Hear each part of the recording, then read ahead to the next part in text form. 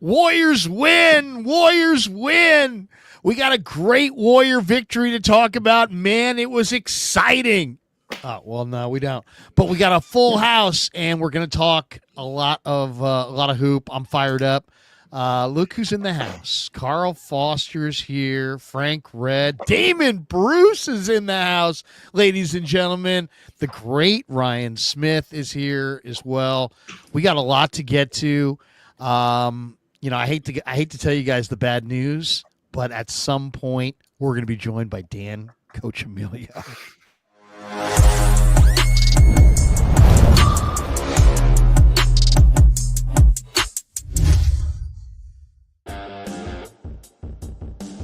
All right, we're off and running on the Krueger Show. Warriors don't win. They lose to the T-Wolves. The series is over. The season is over. The era is, well, I don't know about the era. Might be a little too dramatic. But we're off and running. Welcome to the Krueger Show. I said Dan Coach Emilio. He heard his name. He came a-running. Welcome to the Krueger Show. We got the 6 box tonight, and we're fired up. We're brought to you, of course, by Pig and a Pickle, the best barbecue in all of Northern California. Check them out. They're in Emeryville. They're in Corte Madera.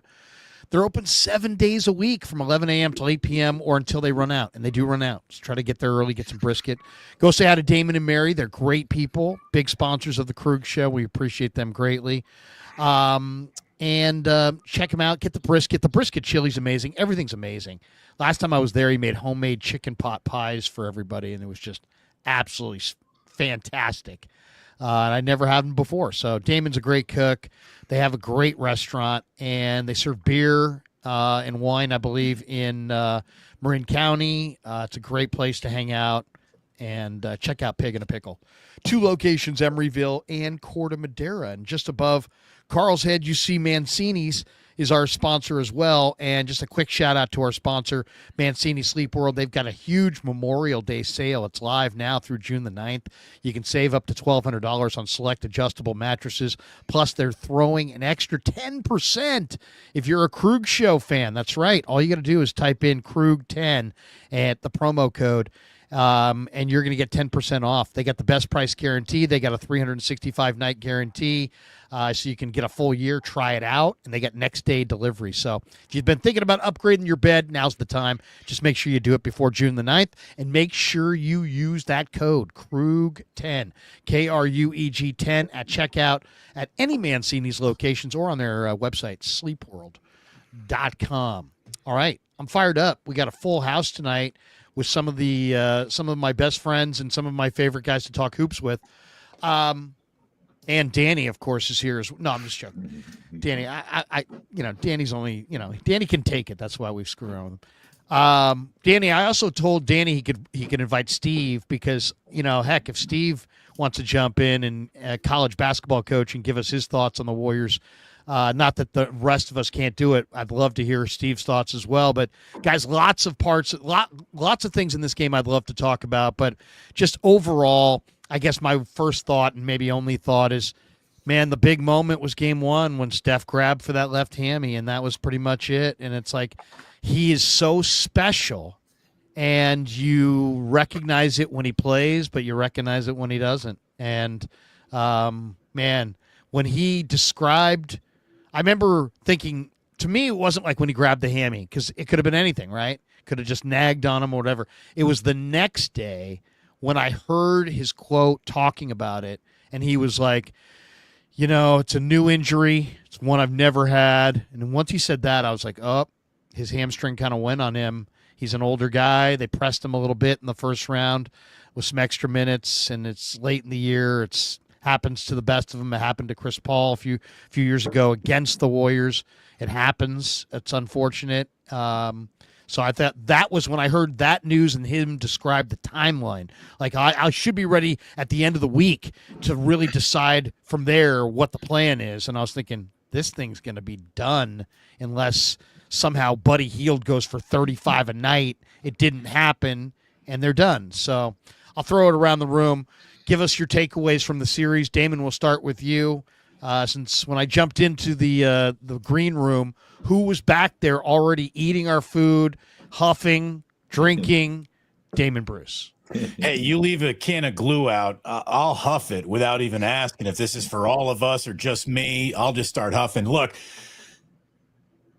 Steph Curry is the rare guy. You almost see his value more in his absence than in his presence. The Warriors, boys and girls, are a lottery team without Steph Curry. And with Steph Curry, who knows, they could have gone to the Western Conference Finals. The Minnesota Timberwolves are not a great team, but they're vastly superior to the Golden State Warriors when the Warriors do not also dress Steph Curry. And you're right. This was over in game one. The minute he reached for that hamstring, had the Warriors been able to deliver a win in games 3 or 4, all it would have done is prolong the inevitable. They weren't getting out of this without Steph. And even if they did, they weren't going anywhere beyond that. He is their everything. And to pass it around and not, over talk here in the first moment, let me just say there are a lot of guys on this team who I think played their last game in a Warriors uniform tonight. And the flush is necessary. There has to be a rethinking of what this entire franchise looks like after this. Carl. Wow. Damon, I just have to give you credit, man, because you surmised it so quickly.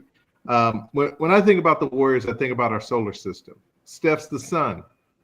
You can have moons, and let's just say Jimmy's the moon. Draymond is the closest planet. He's murder's ice hot.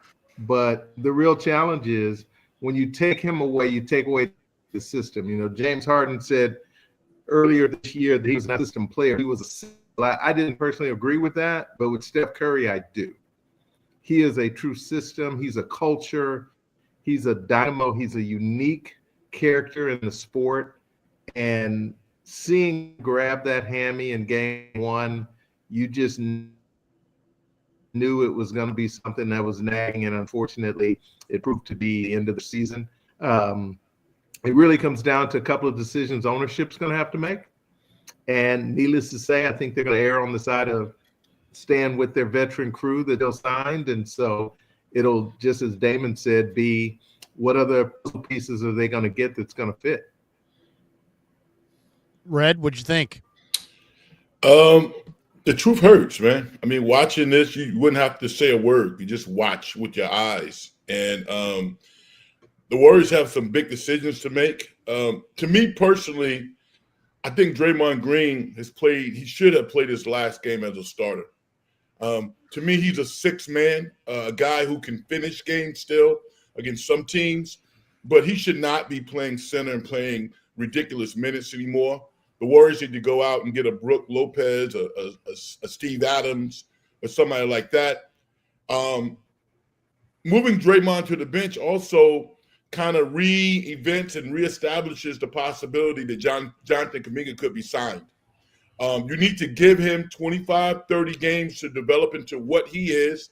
He's still going to make mistakes, but he's one of those guys who could be your second or third best player and average in the high teens and maybe even 20 and become a pretty good, well-rounded player. So I'm going to leave it at that because we've got a lot to talk about. We've got a lot of people, but I think Draymond and probably Pod as well. Pod needs to go to the bench, and really establish who he is as a player. He's not a starter. Rye, give us your take.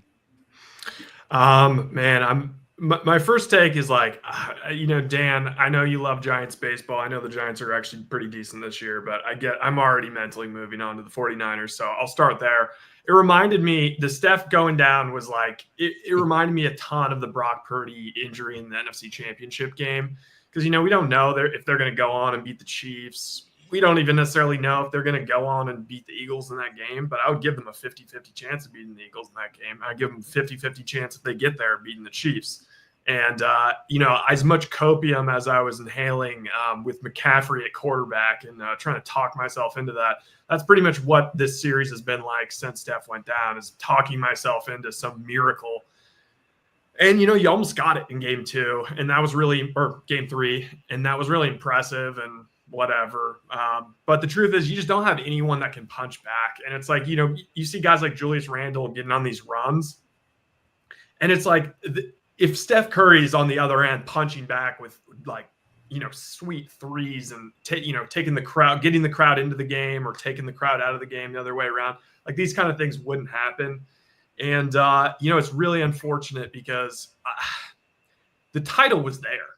The title actually, I never believed that the Warriors could have won the championship until as game one's going on, when you see what happens in Boston.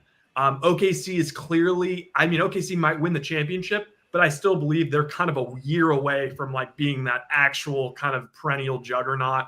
Denver is still a very flawed team, even though they have, Jokic and a bunch of championship experience. And then it's what is this going to be? New York and Indy, and man, it is sitting there.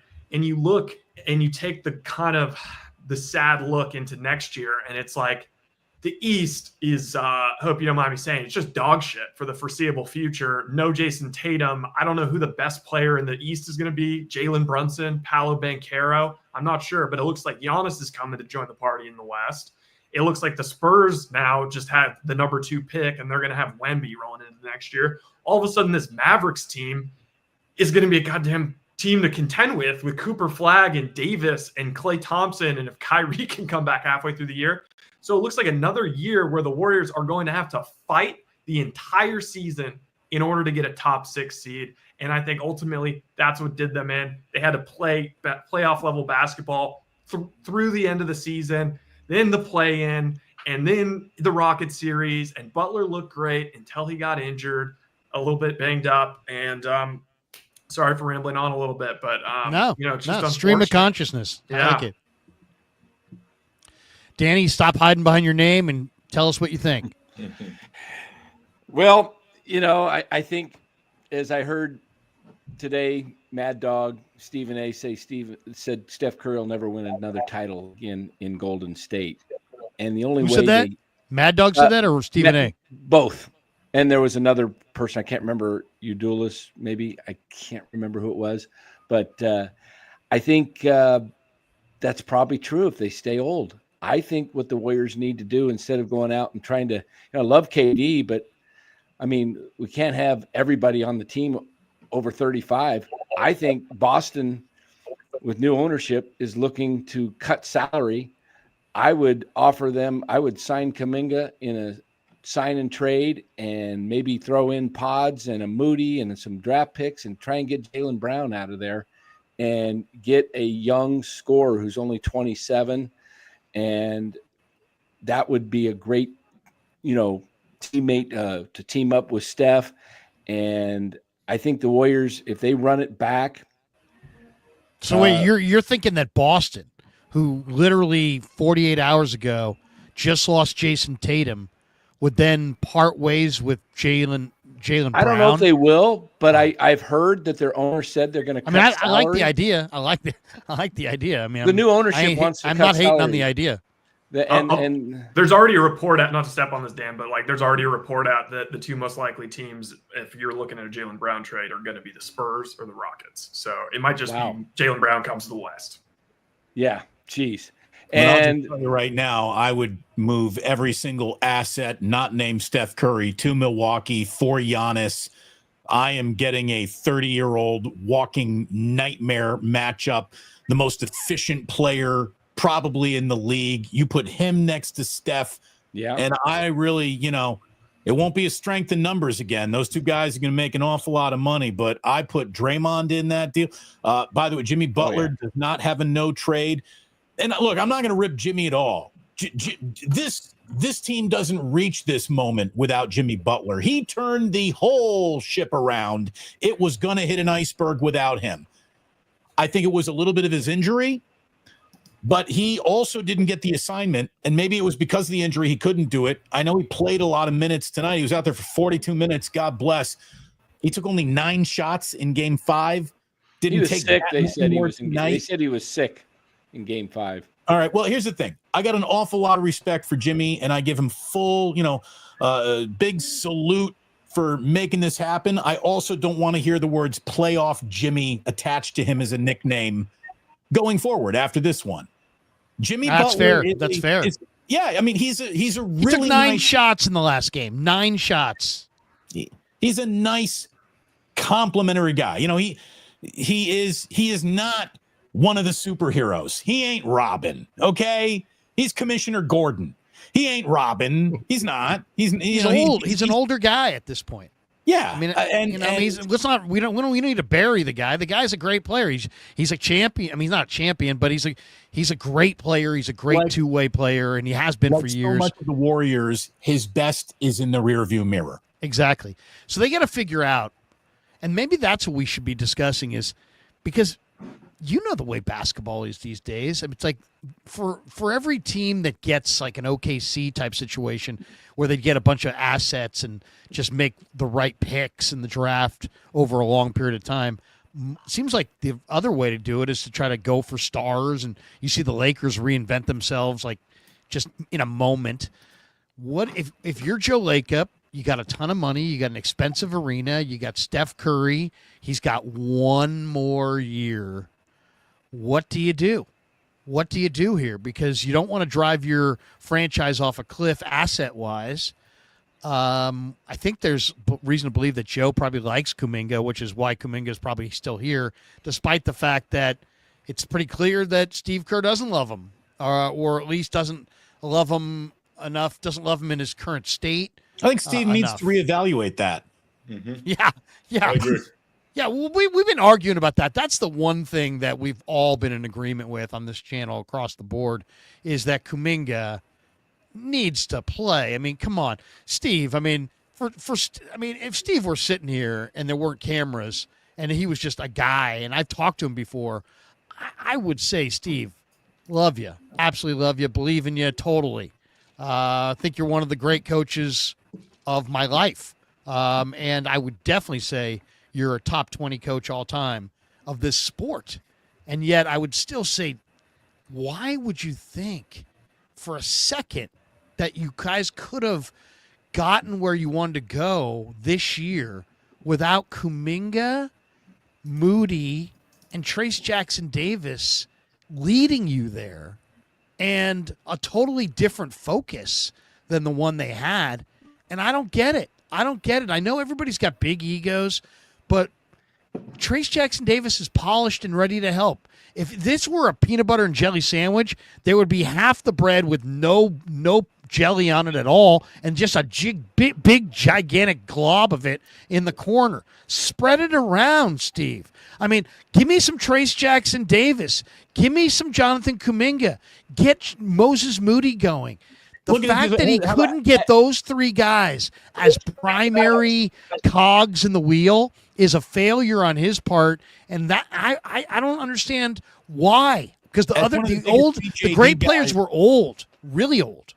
As one of the biggest TJD guys you're ever going to meet, due to college reasons, he can't shoot. I know. He played himself off the floor for a big part of this season. I'm glad he found his way back on the floor. I do think he's going to have a bright future. If the number one reason to why Kuminga ain't playing that much is because he doesn't blend well with Steph Curry, okay, Steph's the system. I'll give you that. But there are plenty of non-Steph minutes to still get. I hate the coach DNP or you're starting tonight. That's way too yo-yoing for me. And it happened way too often with way too many players. I've said enough. That's it. It's a wrap. That's a wrap. So what's here's the question. What's the plan? Let's just, I know it just happened and we got off season ahead. I just watched the Chicago pre-camp this afternoon. I'll watch it again tomorrow. The draft combine's going on in Chicago. The Warriors have a second-round pick. Obviously, that's not going to make a huge impact on this team, but you never know. It's always good to keep abreast of what's out there. Stanford actually had an interesting player that I wanted Carl to tell me about. I don't know. Stanford's got some interesting player in this draft. But what's the direction? Is it Giannis? Do you like that direction? Is that the primary target? Obviously in that situation, Butler's probably in that deal for sure. Kuminga's probably, it has to be involved in a sign-and trade in some of these deals. I mean, do you guys think Kuminga's back, or is Kuminga used as the target to get the piece that they want to add to this mix? What do you guys think? Give me a target. Give me a target or two. Can we throw how many names if we had to come up with 10 names of targets? Could we come up with 10 names? I don't know if 10 names are out there, but I like Giannis and KD, but I don't think they have enough for that. KD, I think Houston has an inside track there at either one of those two guys just because of their players and their draft stock. I mentioned Jaylen Brown. There's a couple of sleeper guys that are under the radar that I think they can improve in, and that's like Daniel Gafford, who's a free agent with Dallas. They need to get a true big man that's athletic, that can do some things down low. They cannot rely on, obviously Frank mentioned it, Draymond at 6'6" and Post, who's 7 feet but plays like 6'5" underneath. And then Steven Adams could be a good backup. They need some guys that are actually intimidators down there, and couple other pieces. I think they need a true backup point guard. Somebody that there's a kid out of Alabama that's pretty good. There's a freshman, and I think there was one out of Auburn that's another point guard. They need a point guard that can back up Steph, that's got speed, quickness, and then can distribute the ball. Enough of this, pods. It ain't Pat Spencer. No more Pat Spencer. Moses Moody. Bye-bye. Thank you. It didn't work. It's too bad. I really counted on you, but it ain't happening. No more. It's just. Yeah, I mean, Guy Santos has to be a limited type of role player. You can't have a mainstay like Guy Santos on your team. Here's the challenge. Each of the guys that you just named is going to get you what in a trade? Take Kuminga out of the situation. Gafford's a free agent. Gafford's a free agent. You bring in Gafford and you're going to run pick and roll with him. He's a pick and roll big. That's not the primary offense the Warriors run. He's going to be on the Lakers, I would predict. Well, he's going to be on the Lakers for no money. They don't have any cap room. He's not going to want to go there and not get paid.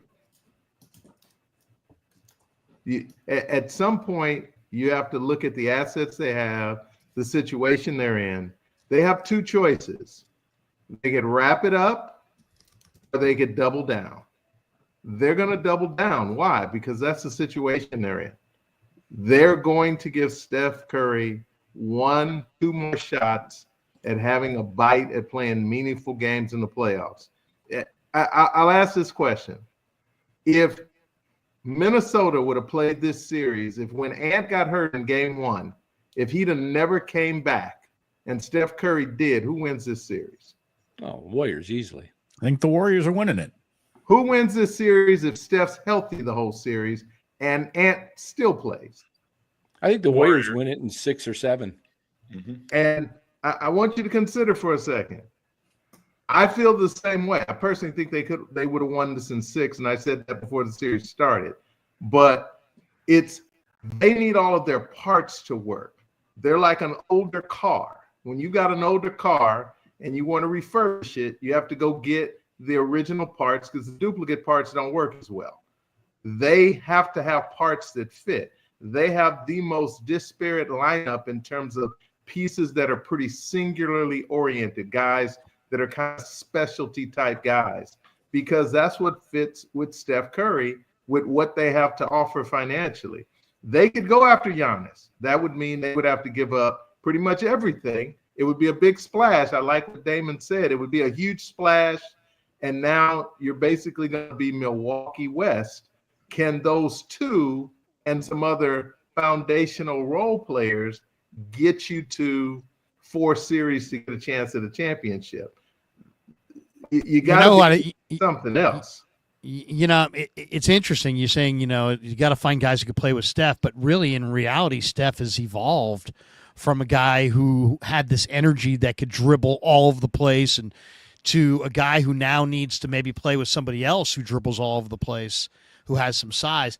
I'll tell you what I would love to watch on a regular basis. I don't know if it's doable, but I would love to watch it. If the Warriors could somehow find a way to get an on-the-ball player with size like a LaMelo Ball, and they could get the most out of him and see what a LaMelo backcourt would look like with LaMelo, running the ball, running the one, and Steph playing off the ball. I mean, the reality is Steph can't play on the ball and be on the ball, prime. I mean, he's like the only on-ball guy the Warriors really have for the most part. The only guy on the team that can dribble. Right. That's why you're talking about is so valuable.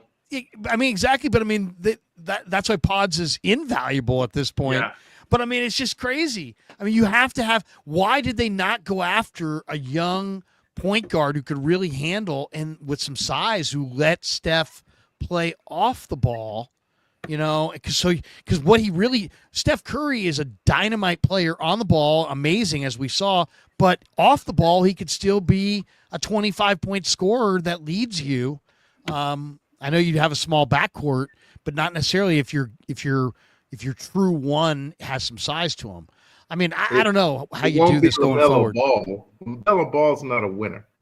LaMelo's like a circus. I'm just using him as a template of a big days, but you don't want to stay around it for the whole week.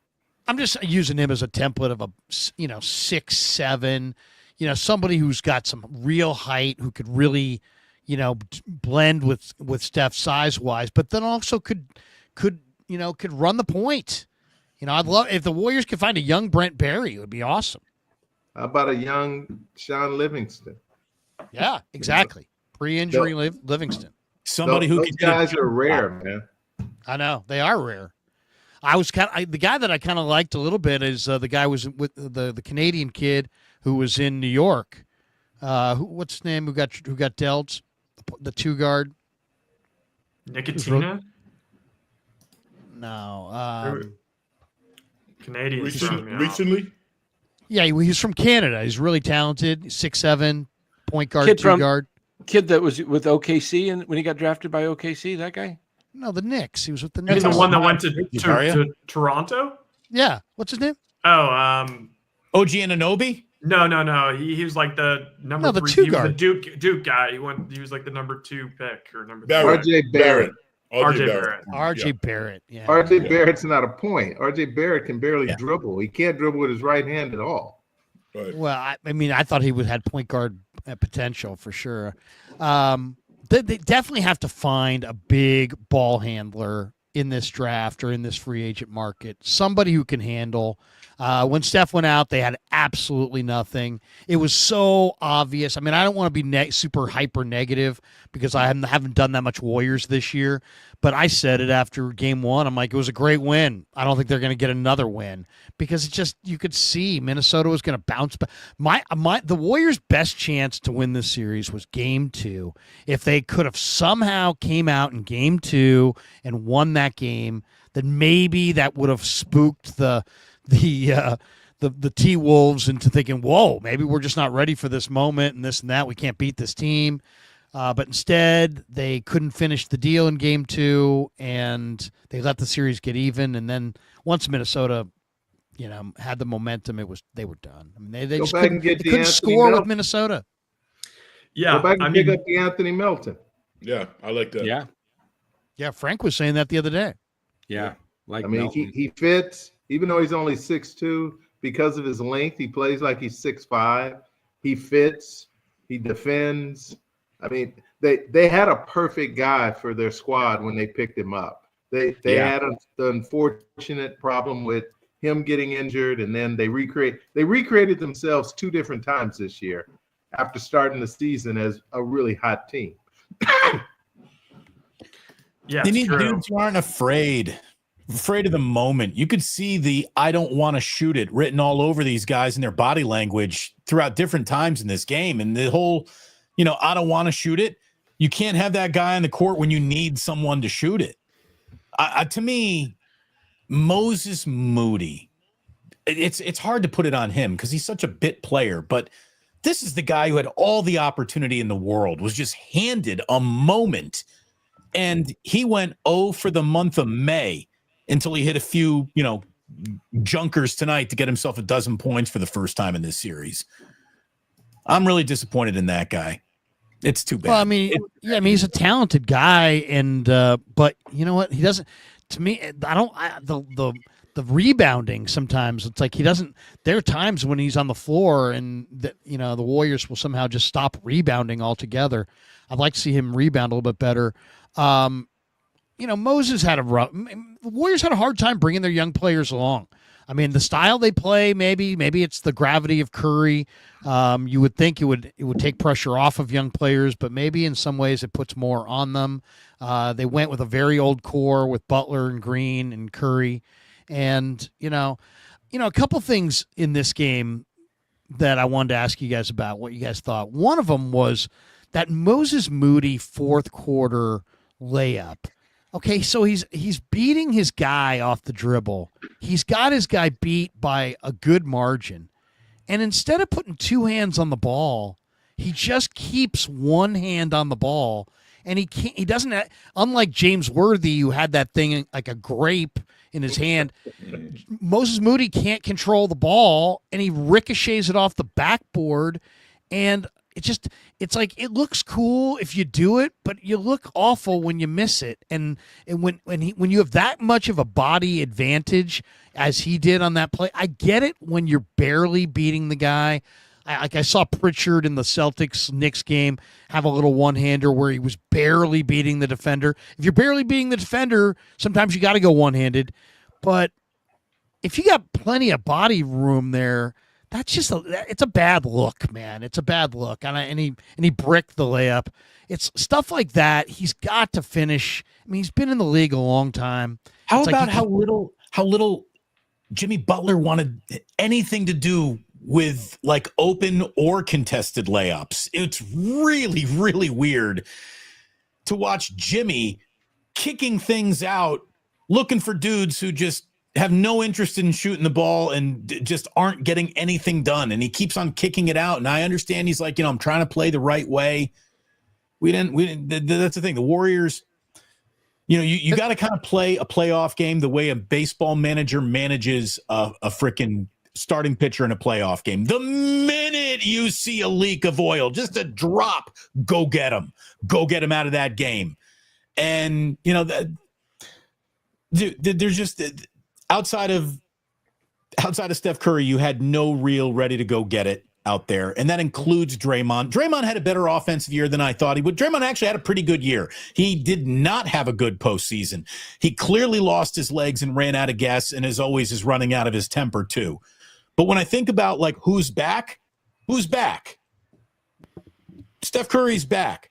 Draymond, I guess, is back. Trace Jackson Davis will be back. Brandon Pajemski will be back. Mm-hmm. Buddy Hield will be back. I think Jonathan Kuminga should be back.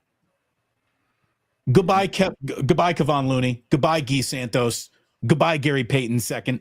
Goodbye. Yeah, they're all on expiring contracts. Spencer, Braxton Key, Kevin Knox, we hardly knew you. It's time to get some NBA players, not G Leaguers hoping to show you something. It's time to get NBA players on this roster. Where are you going to get them? I don't know. That's a great question. I don't know, especially because I'm going to give up the whole fucking farm for Giannis. So I don't know how I'm going to put it together. But, Kuminga's probably the guy. Giannis, you're going to have some G Leaguers because those are going to be the only people fit under the salary cap. But yeah, exactly. It would be worth it. If you got Giannis, you'd have over $150 million in three guys: Jimmy, Steph, and Giannis. Guys will come play with you if you get Giannis, though. If you get Giannis, there will be guys that will come ring chase with you, for sure. We'll see, though. I don't think they're getting Giannis. I really don't. The only way they get Giannis is if Steph puts on a big full court press on him, and it's not going to happen because Milwaukee. It's not like Milwaukee can just trade Giannis and bottom out and just do the thing where they just load up on draft picks over the next couple of years because they don't have any of their draft picks. Right. So they need players. Their best case scenario is get enough players back, which is Houston, where you get Şengün, you may get Jalen Green, and you get Eason and some picks, and then you're actually pretty good, and you're just kind of middling. And who knows? Maybe you're a top 5 seed one year in this crappy East. Going back to the Boston thing, I like the idea that I do think that idea of the Melton type guy, I think, is so huge for the Warriors. I mean, you saw how valuable Pods was just because he was the only guy who could handle the ball. And Steph's his knees can't take it. Like, he can't be handling the ball all the time. He just can't do it and still be that guy throughout the entire season and into fourth quarters. There are some I know we talked Jaylen Brown. The Celtics are going to have to make some moves, even if things go great. They're going to have to make some moves. They probably would have had to make some moves even if they went and won the championship with Tatum this year.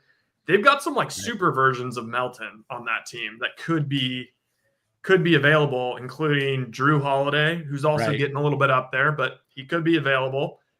Derek White might be available. By the way, Drew is 35, right? So he'll fit right in. Exactly what you were exactly. saying. Yeah, it's all right. You know what? This is what they're going to do. They've got a couple years left, a couple more swings at it. But, Derek White would be unreal. And they have enough guys. Pritchard can replace a lot of those minutes. Pritchard's an awesome guy. Who does Brooklyn have? Because supposedly Brooklyn is the team that really wants Kuminga. Brooklyn, I've got it right here. I was actually looking at Brooklyn. They've got Cam Johnson. I wouldn't trade Kuminga for Cam Johnson, but I would trade Cam Johnson. I would. I would make the trade, but I'd want more than just Cam Johnson. That's all I'm saying. I like the idea of Cam Johnson though, because he can shoot. Rebound is not and can't play in your system. I would like to see Pods moved. I'm not a Pods guy myself. I think I've seen enough of that of Pods. I liked Pods when they first got him, and to me, I saw the upside potential, and I think we've seen him grow and get better. And he was good tonight. But I was glad he was good tonight because maybe somebody wants him. Yeah, I'm looking here on Spot Rack, and it says that DeAnthony Melton. It says Golden State cannot reacquire. Okay. Yeah. He can't be reacquired probably until the All-Star break or something. Right. Year. By the way, let me just say this about Brandon Pajemski. He's 22. He's 22. That's a young basketball player. He didn't hit his shots. He had a historically bad postseason shooting percentage for a second-round guy. We know that. He's 22 years old. I wouldn't be giving up on Pods, especially when there's zero anyone but Steph Curry in your backcourt who can even handle a basketball. He's not going anywhere. Let me say this though about Pods. To me, because I critique him a lot. I like Pods. Pods need to earn his minutes. Pods was given minutes, too many minutes. And he comports himself like he's a 4 or 5 year veteran. And that gets in the way of his development. The referees can't stand him. I said it before. Exactly. The referees can't stand him. He needs to go to the bench and develop his game. He has talent, but tonight, in spite of the points, he was horrific defensively. If you just watch him tonight, he was god-awful. So the Warriors were terrible defensively in this game. Didn't the T-Wolves shot like 65% in the first half?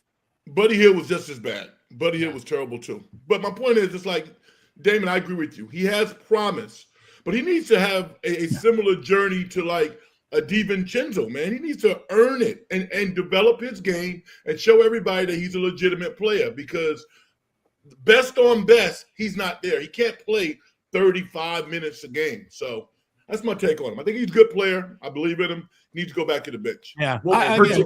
I appreciate the dog. In a league where you can spot guys who ain't dogs all over a basketball court, I'll take the dog, and he is one. Yeah, like if I was to describe Pajemski, he's like an NBA 2K like creative player that, you're starting off as a guard and like you have not like nearly like leveled up all your attributes enough. Like he's like a B- in every facet of the game. And it's like, that is kind of a valuable thing, like, to have a B- everywhere across the board. There was play in this game. Oh, I'm sorry, Ryan. Go ahead. Oh, no, go ahead. No, I was just going to say there was a play in this game in the fourth quarter where Pods and Green turned it over in the backcourt for just nothing. It was like that was the most inexcusable fourth quarter of a deciding playoff game turnover I maybe have ever seen. I couldn't believe that. I don't know whose fault that was, if it was Draymond's fault, if it was Pod's fault, but it was like that was a training camp type mistake in the biggest moment. It was shocking to see. Brandon Pajemski, when he's not contributing offensively, He isn't much of a defensive, but at least he's still out there and moving and functional, and the ball doesn't die with him. He keeps it moving. Buddy Hield, when he is not hitting his shots, is as useless a basketball player as you're going to. If Buddy Hield doesn't hit 3 of his first 5 threes, he should be out of the game. He should have the shortest leash, and I think due to circumstances, he didn't have one tonight. But when Buddy Hield ain't hitting shots, he is a net negative. The Warriors had a backcourt violation. Did you guys see the backcourt violation? Yeah. What's Draymond throwing him the ball for? I mean, a backcourt violation? And guess what? They've done that 3 times in this playoffs and gotten away with it. They've gotten away with it. There's a lot of sloppiness in today's officiating of today's NBA game. The players have gotten sloppy, but the officials have also gotten sloppy. I know what I was going to say. This is a new development, but this slowdown move is like almost looks like an instructional video on how to blow out your ACL, and it looks so awkward and bad, it would almost turn people off from wanting to play basketball. The slowdown move, did you see Moody tonight on his slowdown move? I don't like it. Ant on the slowdown move, it always looks like walking. It makes a beautiful game look terrible. It is walking, but they changed the rule. It is walking. The slowdown move is going to get somebody seriously hurt. Yeah, it's crazy. I don't understand it. As I watch this playoff thing, you mentioned the backcourt violation. I mean, Draymond, a vet of 13 years, he throws the ball to Hield, who's still in the backcourt, and gets 1 foot down as he's catching the ball. And I'm thinking, what are you throwing him the ball right there for? I mean, there's no urgency to do it. Exactly. You're that in a hurry to get rid of the ball. Draymond, to me, I like what Frank said is, if you're going to keep Draymond, he's got to come off the bench. He's no longer that guy anymore. He had a good year offensively, hitting more threes than he did previous years. He looked more like 2015 Draymond at times with his 3-point shot. But my gosh, when he made a couple, it was ridiculous. He'd shoot 8 or 10 more and he'd miss them all. And he just gave him like the confidence or the green light. Hey, I made 2. I might as well shoot 8 or 10 more. And if that's the Warriors offense, when it flows around to Draymond with 2 seconds left on the 24, other teams are just lapping it up. That's what they want the Warriors to do. And the Warriors just continue to fall right into that trap of moving the ball around. How many good shots they give up with 10, 12 seconds on for a 3? They got a nice 2-point shot. Like Damon said, Jimmy's right there. Just pull up 8-footer, boom, little nice, a little jump shot. Today, I understand 3 is worth more than 2, but do they understand that 2 is worth more than 0? Exactly. and it's so frustrating watching, first of all, this team smokes more bunnies than I did joints in college. It's freaking ridiculous. Yeah, I feel like Draymond. I don't know. I'm not going to get on Draymond that much. I'm not. No baked at all. I'm sitting here. I'm watching a little post game up here. I got something on my phone. I'm moving a lot of things around here. Not baked at all. Thanks for asking, though. I'm going to disagree. I think Draymond. You think Damon is baked? Is that what you're saying? Well, yeah, obviously Damon's baked. Okay. But I feel like Draymond.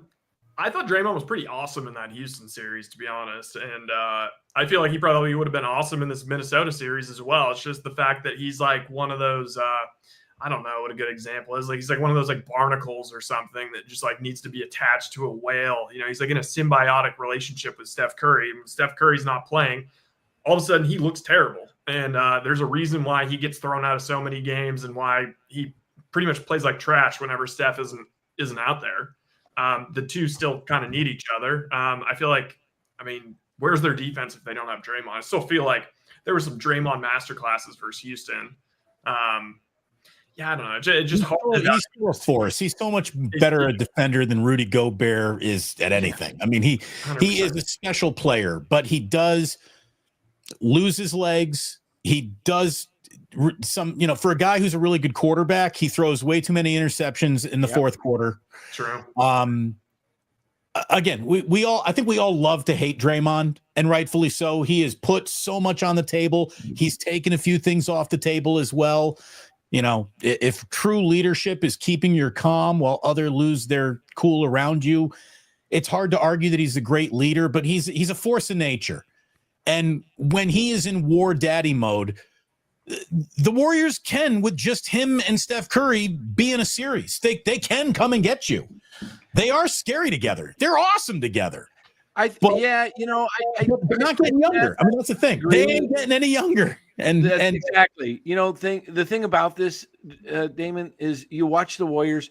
They can beat teams, in a single game with Steph and Draymond playing. They can beat the top teams. They can beat OKC. They can, in a single game, they can do this, and they can beat the teams like Houston in a series. But I don't think they're going to beat the top teams as they go forward with these guys getting this much older, because you could see it. Dan, you're saying next year. Next year. I'm saying going forward next year, they're going to be a year older. Yeah. And I think, screw the 65 game for the awards. Just play these guys, either Danny, limited minutes. Could you possibly move your mouth above your name for our deaf listeners who are trying to read lips? There we go. Thank you. I just don't understand how the way they're built they're so old. And like you've made a point, Ryan, about next year, the West getting tougher. If they've got to play like crazy just to get into a 6 seed, they don't have the legs to make it in the playoffs. And they're probably next year, they don't make some major changes, probably going to have to fight to get into the top 10. Here's the deal. If we're being totally honest here, fellas, it's over. It's over. The magic carpet ride is over. It is. Nothing lasts forever, man. Nothing in sports lasts forever, especially in basketball, where there is a legit generation of young bucks just coming for you. And the young talent in this league right now is closing the gap on the old talent in this league right now. And basketball is, of all the sports, it really is among the cruelest. It doesn't hurt young man. I mean, I talked to a person with the Warriors around the holidays, and we started talking a little bit about the season, and the guy looked at me and he goes, wait, before we go any further, right? I go, what? He goes, we've won all our titles. We've won all the titles we're going to win. No, I said absolutely. I don't expect you guys to win titles. I didn't expect you guys to win the last one. I mean, to be completely honest. It would take either a Laker type maneuver or a Jerry West type, maneuver to get the Warriors to, even be in the running for a title. They don't have enough assets. They just don't, and it's just they're going to have to hit the reset. The question is, how long do they go?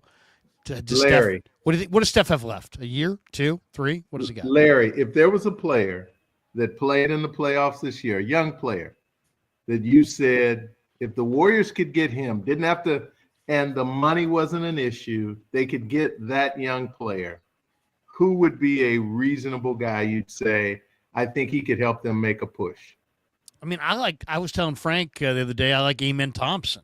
Okay.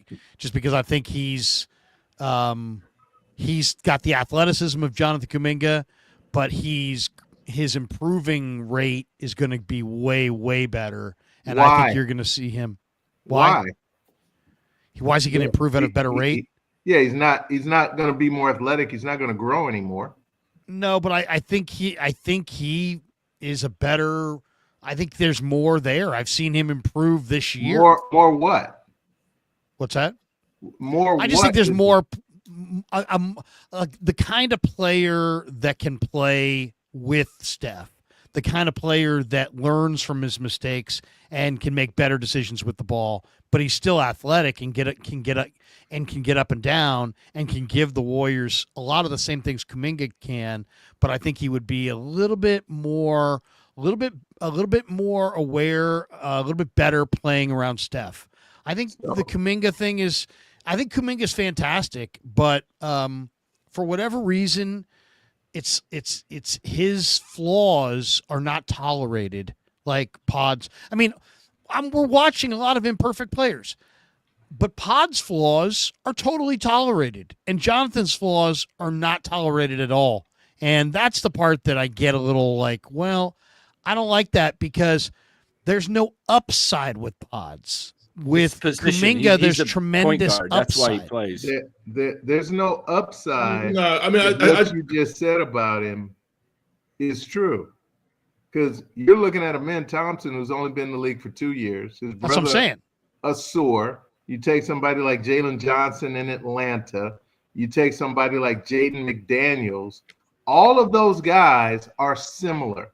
Long, liquid, agile athletes. None of them are great shooters. Of the group, McDaniels would be the best shooter.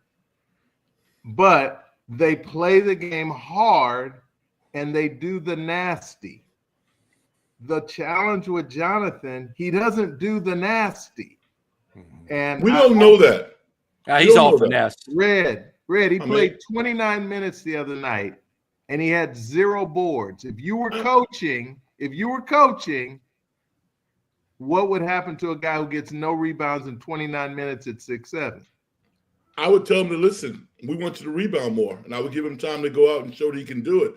When he doesn't do it, I would keep coaching him. I would not give up on him because he probably on the other side, he's giving you 25, 26 points that nobody else can give you. I think that empty calories and L's. I mean, yeah, but how many guys in the league give you empty calories and L's? I mean, this is the NBA. This is guys a business. Play on bad teams. Well, I mean, bad teams have to become good teams. The Warriors, they make the playoffs for 13, 14 years. You know what I'm saying? So we always look at the Warriors through a prism of winning the championship. And just like you guys are talking, we got to take a step back now. All right? We've been talking about the Warriors imploding over the past couple of years. They haven't imploded.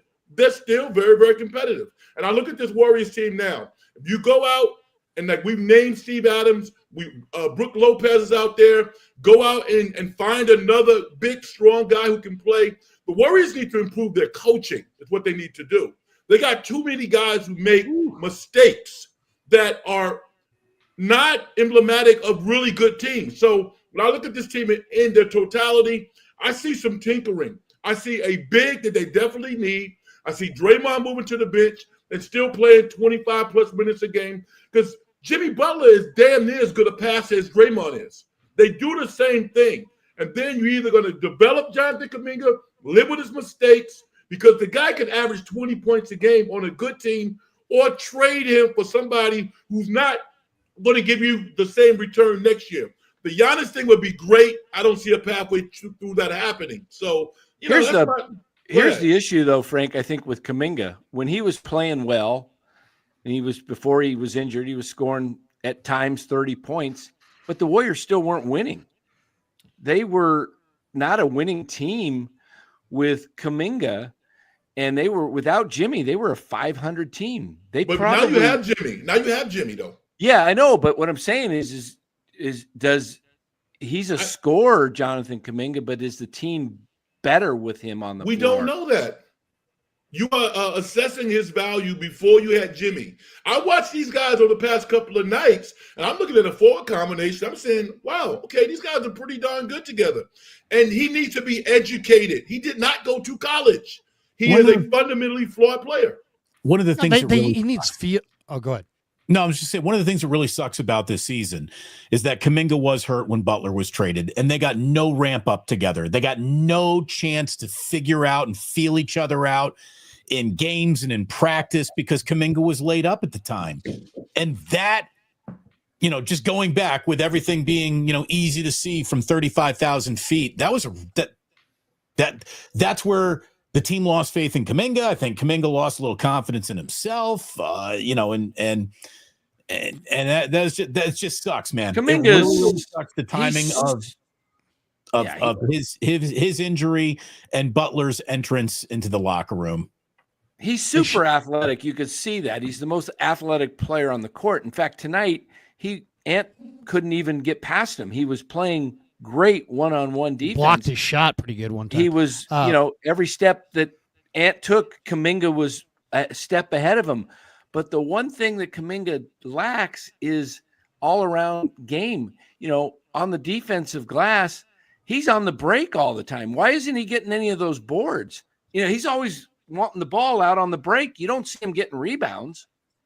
And there's nothing wrong with a guy wanting to do that, but he needs to be in a place where that's the needed thing.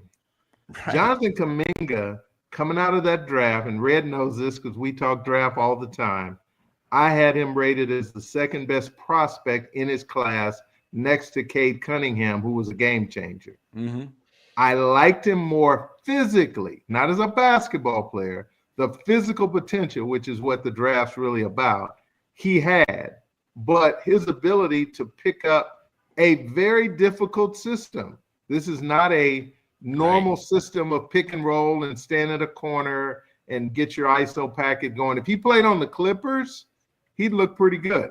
Yeah. But he doesn't play for the Clippers, and we don't have Zubac. Yeah, this system's built around Steph. Dominant ball controlling lead guard like James Harden. He needs to be in an environment that fits him, and the Warriors are going to need to get an asset that fits them. And that's not being disrespectful to the guy. He's a very talented guy. He's not a rebounder. He's not a team defender, and he's not an IQ guy to make other players better. He's a finish the bucket, give it to him, go make a play guy. Yeah, he needs to be. What he is a guy that should have been. They should have made a decision on over a year ago, and now they're in a bad spot. Now his value's not near what it was. I don't think they're going to get the same amount. He's too close to the end. Their limit. It's going to be very limited to whoever signs him, and they're going to have to work out the best. They're going to have to match and try to work out some kind of trade and bring back assets and who make a lot of money, and it's very complicated. It's going to be a very difficult deal for Dunleavy to put together. We'll see if he can. I'm impressed by Dunleavy, but there's no question that they're going to, I would, unless they do a major reversal or dump Kerr, have a new frame of reference as far as their whole mindset about their franchise. I think it's the writing's on the wall. Kuminga's going to be moved. Not to cut you off, but if you really want to you really want to talk about what is best for the Warriors' future? Should we talk about trading Steph Curry? Well, I mean, they're clearly not going to do that. So they won't do it. It is. They won't do it. I mean, reality. Joe Lacob is more. I mean, I'm shocked by it because he's a self-made billionaire. You would think a self-made billionaire who would have, be very cold and calculating and very business. But no, he's warm and fuzzy. I think he'd like to go to the finish line with Clay and Steph and Draymond. It didn't work out with Clay, and I don't know if it'll work, but it sounds like he would like to go to the finish line with Clay and with Draymond and Steph. It's hardly ever done. No Warriors ever finished in a Warrior uniform. It will be interesting to see if it happens, but shocking that Mr. Self-made billionaires kind of warm and fuzzy, and he'd rather maybe because it's his first go round. I don't know. Well, it might be because he bought the Warriors for, what did he buy him for? $400 million. $400 million, and they're worth like $4 billion now. $8 billion. Yeah, $8 billion. I was going to say 8 or 9 billion. Yeah, right? 8 or 9. I think he's probably saying, well, you know what? This Steph guy made me a lot of money. I think I'll treat him right. But what is right? Just whatever Steph wants. Yeah, but is that if we had to guess? My guess is, this would just be a guess, is that Steph would either like to finish here or in Southern California. This whole idea that he wants to go to Charlotte, no. He doesn't want to go anywhere, and he shouldn't go anywhere. I would say maybe Madison. I would say maybe Madison Square Garden if the Knicks got to a certain level and they needed Steph Curry.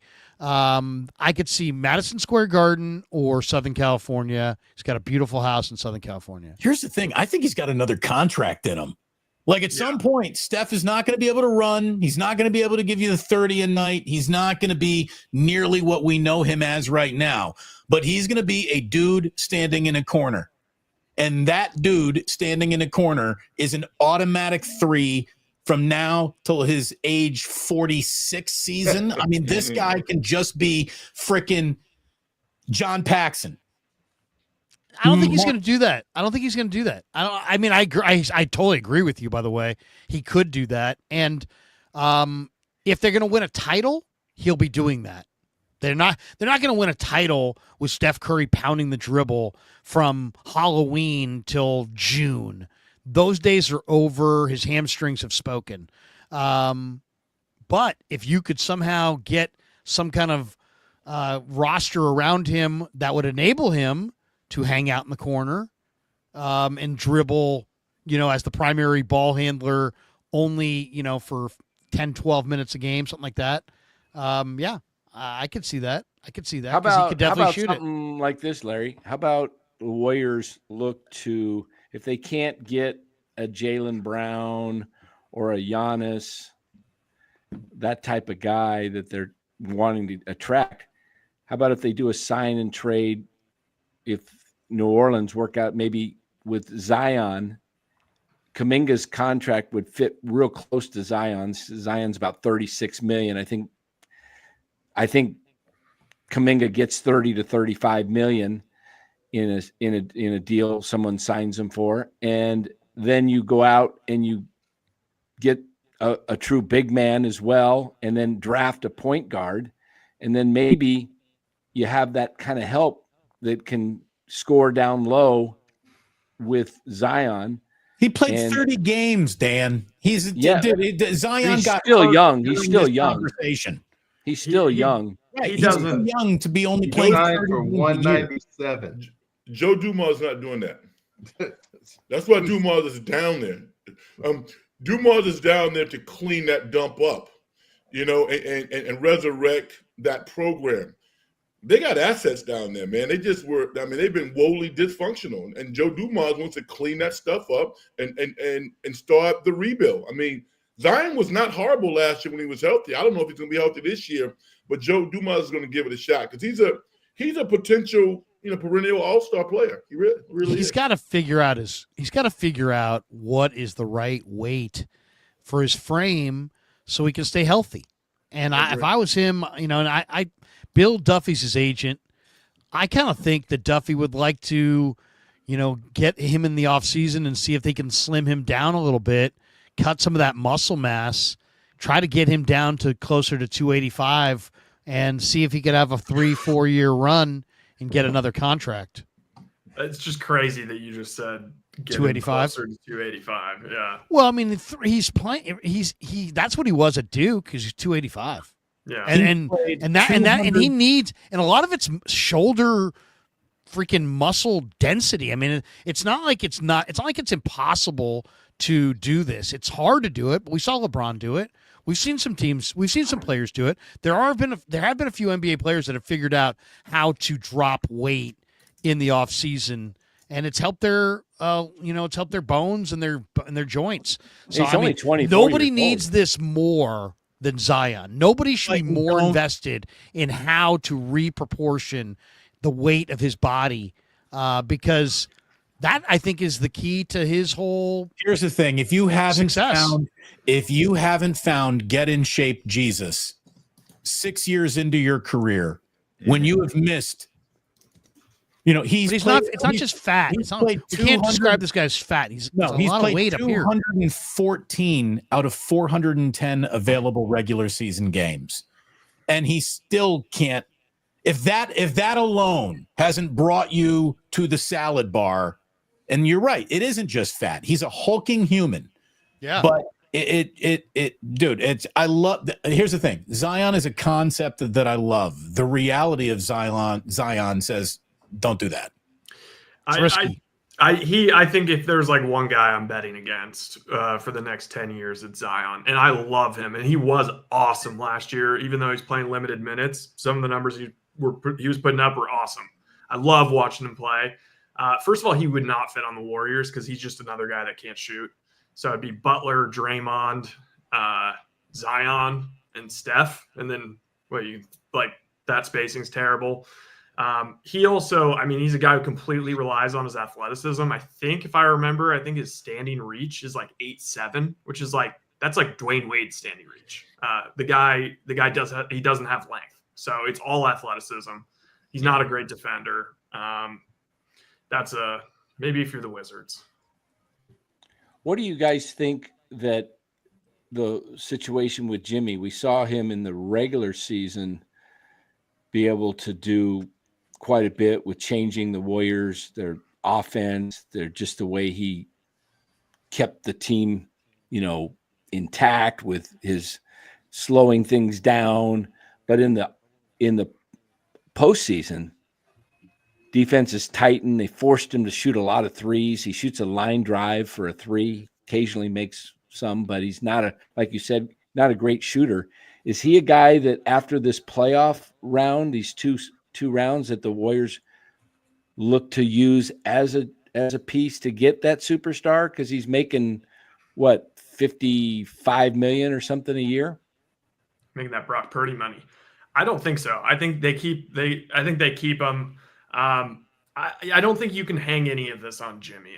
Jimmy, if we all remember the Clippers game, the Memphis play-in game, and then the first game of that Rocket series before he got injured. He was that's awesome. true. That's a good point. Every bit as advertised, like 33, filling up the stat sheets. And since then, it's not really his fault.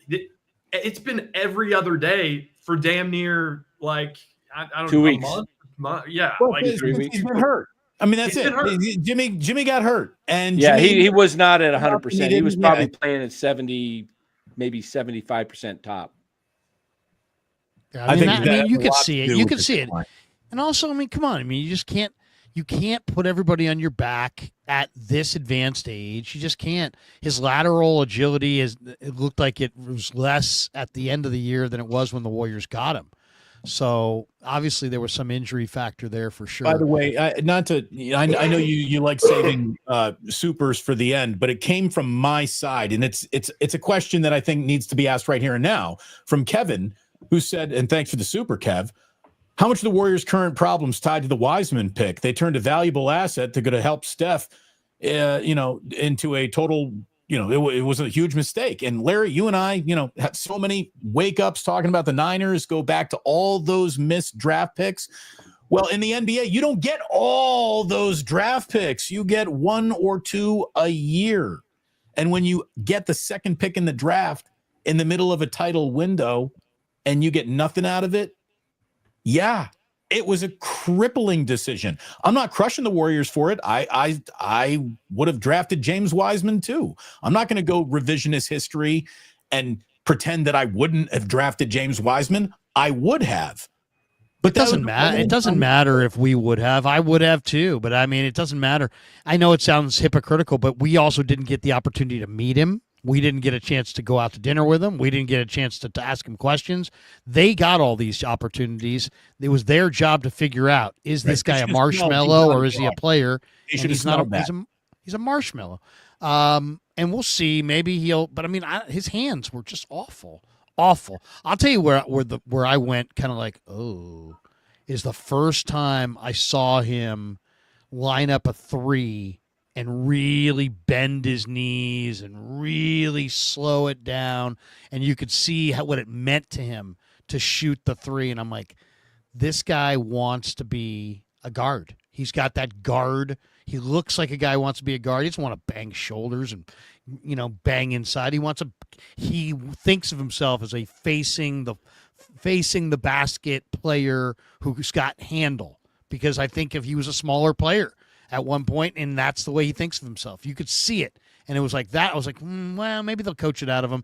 Maybe they'll, that's just him early. He'll adjust. No, that was like who he saw himself as, and it didn't work out. I think that's what the Warriors kind of liked in him, the fact that he could. Yeah, well, they probably thought, hey, they're dreaming the big dream, right? Why not? No, they were thinking, hey, this guy can space the floor. He fits into Right. offense. He can shoot from three. The guy spoke Mandarin. For all you're hoping he can do it all.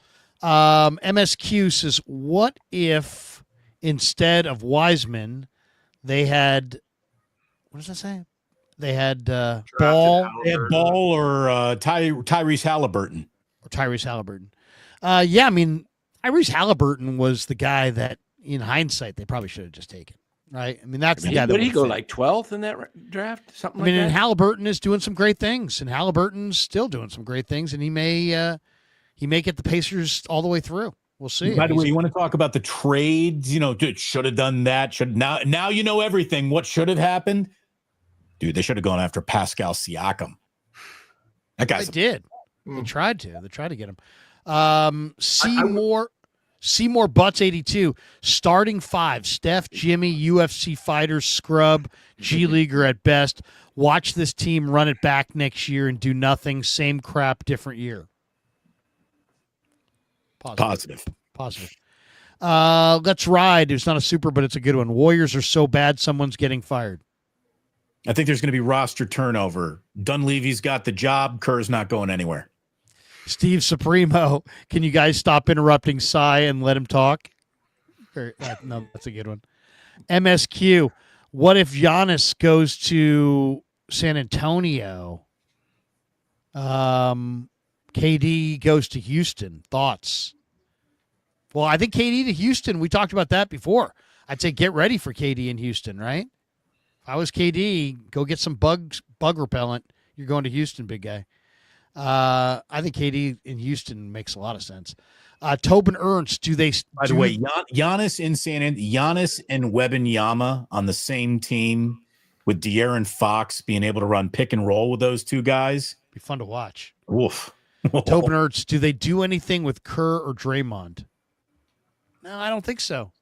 I think that's going to bother Cy, but I don't think so. I think they're going to stay with Kerr. I think they'll probably stay with Draymond. As I said, I get the feeling that it took heaven and earth for them just to come to the Jimmy Butler decision. Do they seem like they're just going to up and yank everybody's sheets? To me, that seemed like a 2-year move, and they're going to go forward with this exact same group and just maybe tinker with it a little bit. I definitely think they need to make a trade. They definitely need to make a trade, but I don't know that it's going to be a monster trade other than unless there's some monster, somebody who loves Kuminga and wants to throw several good players at you. Otherwise, the other thing I keep hearing, Larry, what are they going to get? Yeah, the other thing I keep hearing is revisionist history. They said people say should have drafted Ant-Man over Wiseman. Well, they didn't have the first pick.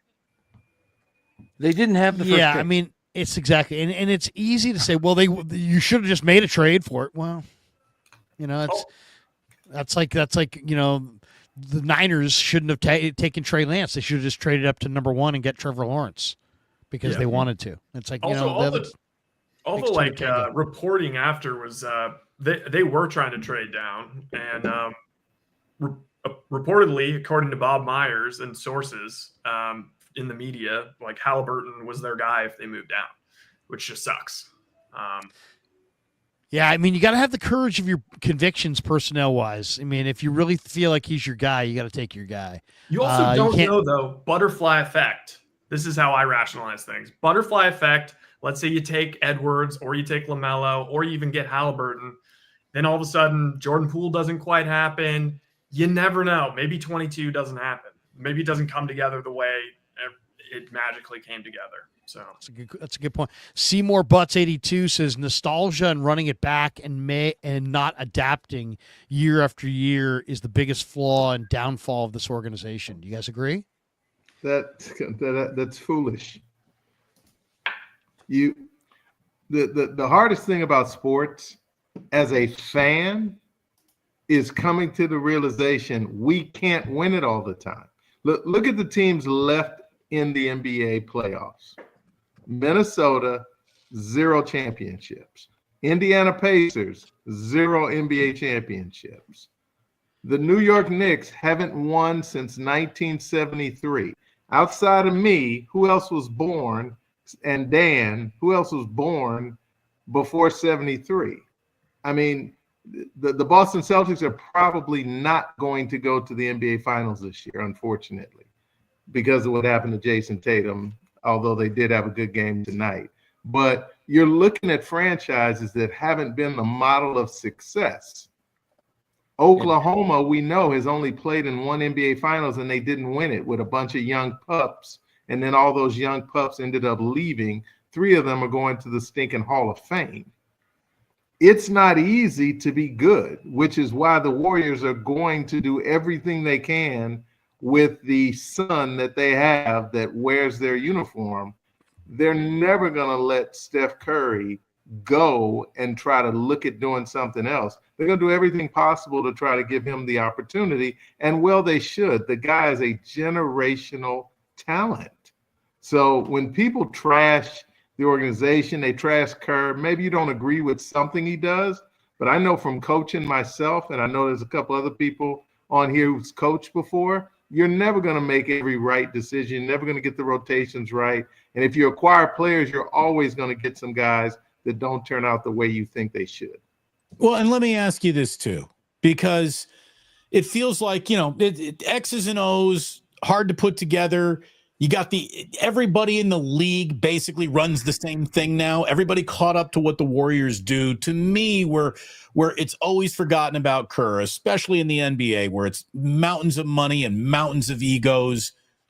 It's managing personalities. And this is where Steve Kerr is on the Mount Rushmore of coaches who manage personalities. He is the best. The best.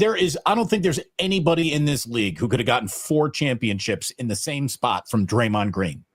No one. He was in the NBA GM survey that came out. He was at that question was asked, who's the best manager of people? And I think he was second. And I forget who it was first. Come on, stop lying, Larry. He was second. You're a liar. That's pretty good. Bill M says, forget KD. We need youth that can run and shoot. And we got this one from Tobin Ernst. It's time for a reset, starting with Dre. Kevin Wood says, Giannis to the Warriors is likely their last real title hope. They would have to hope his relationship with Steph sways him. Is that realistic, though? The thing about that factor, I think you've centered on the right factor. There's no way for us to even really gauge if it's realistic or not. I mean, I don't know. What do you guys think? I mean, what do we know definitively about the Giannis-Steph relationship? They're both represented by Octagon Sports. They got the same representation. Okay. Which can't hurt. Which can and no, that's a start. That's a start. Clutch. It's the opposite of clutch, then, huh? There is a legitimate respect and curiosity that the two of them have, I think, in each other. We just saw Sam Amick report that Giannis was the only non-Warrior at Steph's All-Star Week party, which was basically a team function and Giannis. And I'll also just say that Giannis, every single time he opens his mouth, is one of the most impressive young men who has ever played sports, much less just basketball. And I would love to see that guy, just from a press conference standpoint, come to the Bay Area. Oh, and Damon's dreaming the guardsman dream. I can see you dreaming the guardsman. Dude, he's coming to a sports auction, Larry. There's no doubt. We're getting Giannis to raise big money. I know it. Seriously, they'll charge twice as much for that dinner. And look at the way he handles himself. He and his wife and their children, family oriented. He's all about the community he's in. He's all about, hey, where I came from, and trying to make it supportive. Think about the fact that he's tried everything he could to be able to get an opportunity to play with his brothers if that was possible. I mean, you're talking about super high character guy, ridiculously super high character guy in Stephen Curry. It would be a great fantasy if it could be pulled off. It'd be a great move for the NBA. You're right. It would be a marketing genius move for the NBA to have these two fantastics ambassadors for basketball, especially one being a domestic, one being an international player. I mean, that also would excite everybody. I mean, it would be incredible. Giannis is a hell of a guy. I guess my question would be, there's no way Giannis, this is the NBA, right? Stuff happens. We just saw Luka dealt, and I think I kind of, after watching the lottery, have another thought on that. But a lot of things do happen because of relationships. How much control does Giannis have in where he winds up, in your guys' mind? I mean, does he have total control, or does he have very little control? Ultimate. He has ultimate control. So then the Warriors are viable if he wants to be here. Why do you say that, Foss? If he wants to be here, they're going to do what's necessary to do it.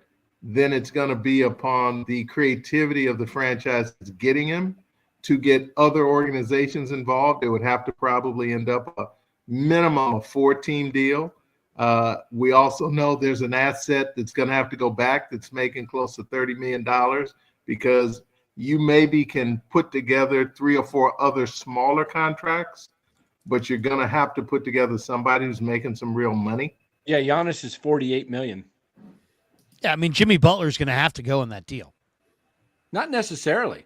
Right? Not necessarily. No, Jimmy's gone. Jimmy's Not gone. necessarily. You can put Kuminga. Just because of redundancy, they would move off from him. I mean, I think they would look to move off of Jimmy if they were getting Giannis, just for redundancy. They want to keep Draymond because Draymond is, Warrior OG, and he's also the defensive dog. And look at it this way: we get 2 of the nicest guys in the league. It's also good to have a junkyard dog in Draymond in the league as well. Look, here's the problem: it isn't desires, it isn't want to, it's money. Cap hits of 54, 58, and 62 million are on the hook over the next 3 years for Giannis. How do you make that? Joe will play. Joe will pay that. I mean, Joe, it's not, to me, in a salary cap situation, I don't think that's the issue. I think the issue the other day it was reported that Giannis wants to be in a big city. And they named a bunch of big cities. They didn't name this one. Yeah, Brooklyn's a good one. Do you think this is a big enough venue for Giannis, as far as in his mind? Is this a big enough market for Giannis? Because the markets I heard were L.A., New York, Miami. Sure. Well, San Francisco's a bigger market than Miami, so if it's market size, San Francisco's right in this conversation. And if you're coming from Milwaukee, pretty coveted. If you're coming from Milwaukee, you can't say shit about the Bay Area. That's just the way. I mean, come on. I hear that. My grandfather was from Milwaukee. It's an interesting town if you could go there. As far as a lot of German architecture, really, you feel like you're in like Dusseldorf or something. You can have a good weekend in Milwaukee. You can have a great weekend in Milwaukee. I can't speak to. Great place to raise your kids. I could see where you could package. If you got Giannis, you could package a sign and trade with Kuminga, and you could throw Draymond into that trade, and you're probably right at about 55 million there. And why would they want Draymond? Right. If you're Milwaukee, why are you saying yes to that? Because you figure you got bids coming in from every team in the league. There's no way the Warriors but you're gonna have to give them. You're gonna have to give up like 3 Well, features. I think if I'm Milwaukee, I want Kuminga. I want Pajemski. Isn't Pajemski from Milwaukee? Yes, he is. Yeah. Yeah. So I mean, if I'm them, I want Kuminga and I want Pajemski for sure to start, and a bunch of picks. Lots and lots of picks. I want all the young assets. 3 ones for sure. I mean, those are some pretty good picks, to be honest. Like, you get some future Warriors picks. Yeah, those are going to be high picks. Those are going to be building picks. Well, here's the question: is now not only do you have Giannis saying, "Hey, I wouldn't mind going," leaving. You also have Dame, who's got the Achilles, and he's done. I don't know if he's done because I don't want to put that on him, but I mean he's done at being Dame. That injury's massive. So I kind of wonder what is the direction going to be of their franchise, and I think they probably want only young players and draft picks. That's probably it. Or players on deals that are going to expire very soon. Yeah, possibly. But I think that would be if they want to take one step back from it. But yeah, if they could, preferably if they could find young players and some team like, I hate to say it, OKC probably could put together a beautiful package, right? Of course. They With all the together an picks they have. incredible package. They could give up 7 first-round picks and wouldn't feel it. Yeah. Not I mean, if including I were throwing them, in if I a fall couple young short, players. that's what I would do. Yeah. Why not? Why do it's the old Bill Parcells. This is why you lift all those weights. This is why you get all those second-round picks, so you can dump them for Giannis if you fall short to make sure that SGA gets to the finish line. Because the two of them together are winning championships. Would we agree? I mean, I would think so. I look at it this way: Oklahoma City might do that without him. Right. Right. They're not too far away. When we talk about where Durant might go, why wouldn't Durant want to go back to OKC? Well, that's an interesting one too. Why would anybody ever want to go to OKC? Have you been there? I have. Yeah. I don't like ripping any place, but I don't know. Michael said sign and trade for Jared Allen from Cleveland. Badly needed defensive anchor, a defensive player of the year candidate yearly. Draymond can't carry this load defensively anymore. There's no question. They have to have a front wall of somebody that's bigger than Draymond Green. If Draymond Green is their front line, thanks for coming.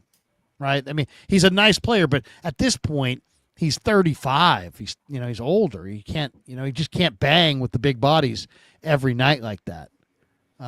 What does Michael want to send for Jared Allen?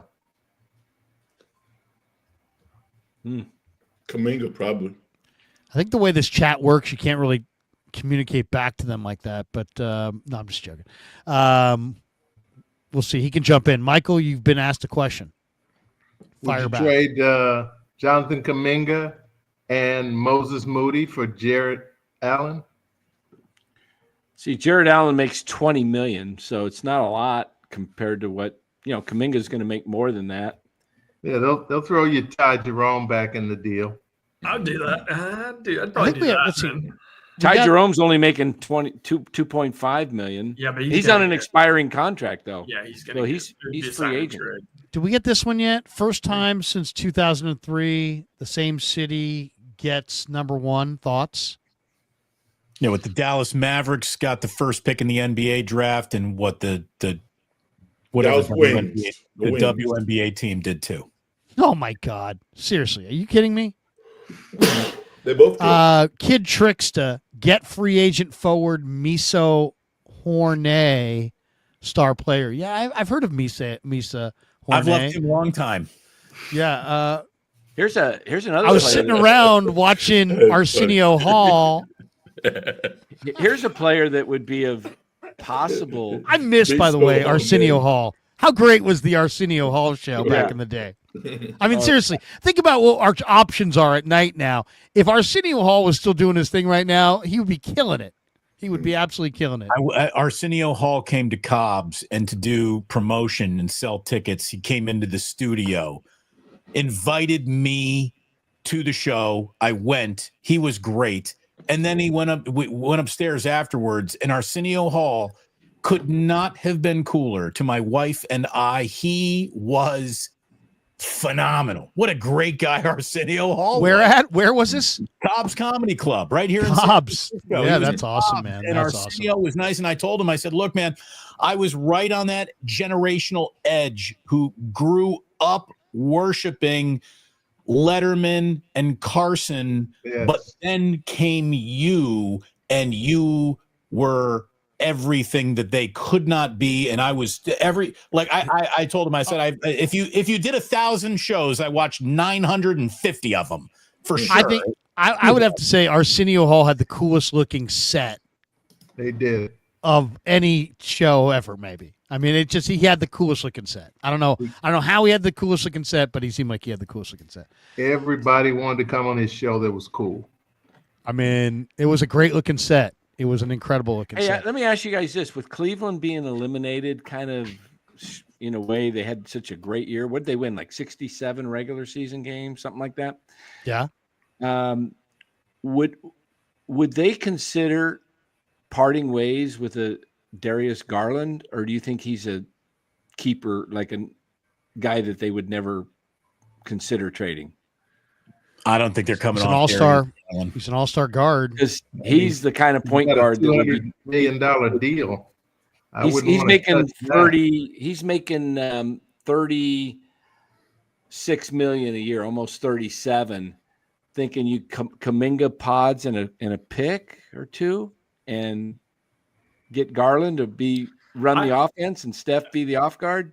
I mean, if you're Cleveland, like, you know, it's really disappointing how the year ended, but I mean, you look great next year. You're going to be probably the favorites in the East next year. Dude, how ridiculous was Donovan Mitchell in some of these playoff games? Oh yeah, he's such a playoff riser. Yeah. I still like the idea of Derek White. I don't know how they would do it. They might have to be a 3-team trade because I don't know what the Celtics would see in Kuminga, but my God, Derek White would be the perfect fit next to Kerr. Kerr loves guys? What are the Celtics? My nephew, you guys met. I think Danny met him and Rye met him. Joey, he lives in Connecticut, and he's a big Celtics fan. My sister's oldest boy. And I texted him the other day or yesterday. I'm like, dude, that was a devastating night for Celtics fans. Dude, I felt for him. I felt for them. I even though their fans are obnoxious and I can't stand Celtic fans, but I felt for them because that was the Klay Thompson thing all over again. He's gone for the rest of this year. You're done. That right there is enough of a slap in the face. And then, oh, but wait. You're done for all of next year, and he may never be the same guy. And what the heck are you going to do in the meantime? And check back in 2 years? I mean, look, it robs the Celtics of today. It robs the Celtics of tomorrow, and it robs Tatum prime years in the prime of his career. Again, basketball is such a cruel sport, man. It's a cruel sport because for guys, if you are lucky enough to have the long career, and this is why LeBron is in a photo of one because this motherfucker just will not slow down. He got hurt this year at the end. You saw right. That. Well, that's the thing. You know, eventually your body starts to fail you, and then one day there will be one day if LeBron keeps going, he'll step on the court and he will have nothing. And that's how basketball works. The greatest player, if he tries to play to the end, will end with nothing. You are good one day, next day, unserviceable, unplayable. It's just brutal. It's a very violent. It's a very consuming, physically consuming sport. And it's even though it's basketball, it is a true war of attrition, man. For those who, I really wish that every single true basketball fan in their life could have access to courtside of an NBA game because you have no idea. Well, and have you ever looked at it on paper too? These guys go. But I mean, it's also look at it on paper. Look what the college kids do. The college kids are playing like 38 games, maybe 40. These guys are playing 3 times that. Yeah. If you play in the preseason in the playoffs, there's no other sport. It's not like in college football you play 13 games and in the NFL you play 39. And you don't play 3 times that. I know, Red, you've had a chance to play against a lot of pros. When you play against pro basketball players, I can't speak for football, you really realize just how unique they are as athletes, the unique level of stamina, the unique level of explosiveness, the oversized hands, guy with size 16 shoes, but he moves as quick as a guy who's 5'11". I mean, it's the game moves really fast when you play against pros. I'll just say it that way from having played against a number of them. It really does. Oh, go ahead, Frank. No, I said, yeah, it does. I mean, you really feel the athleticism most of the time, or they're really, really big. They're above 6'10", and they just scaled. But yeah, I mean, it's a different experience. What I found though is, strength-wise, I could probably handle most of those guys from a physical perspective. but the skill and the athleticism where they got me. You see somebody jumping 40 inches in the air, you go, whoa. But it's a different level, man. It really is. Maritime Wake Gal says, if they really are light years ahead of everybody, Lakeup, they would have drafted Halliburton, Trey Murphy, and Sengun in 21. Steph may already have a fifth ring and would not hurt now from overuse and going for a sixth. Yeah, but you know what?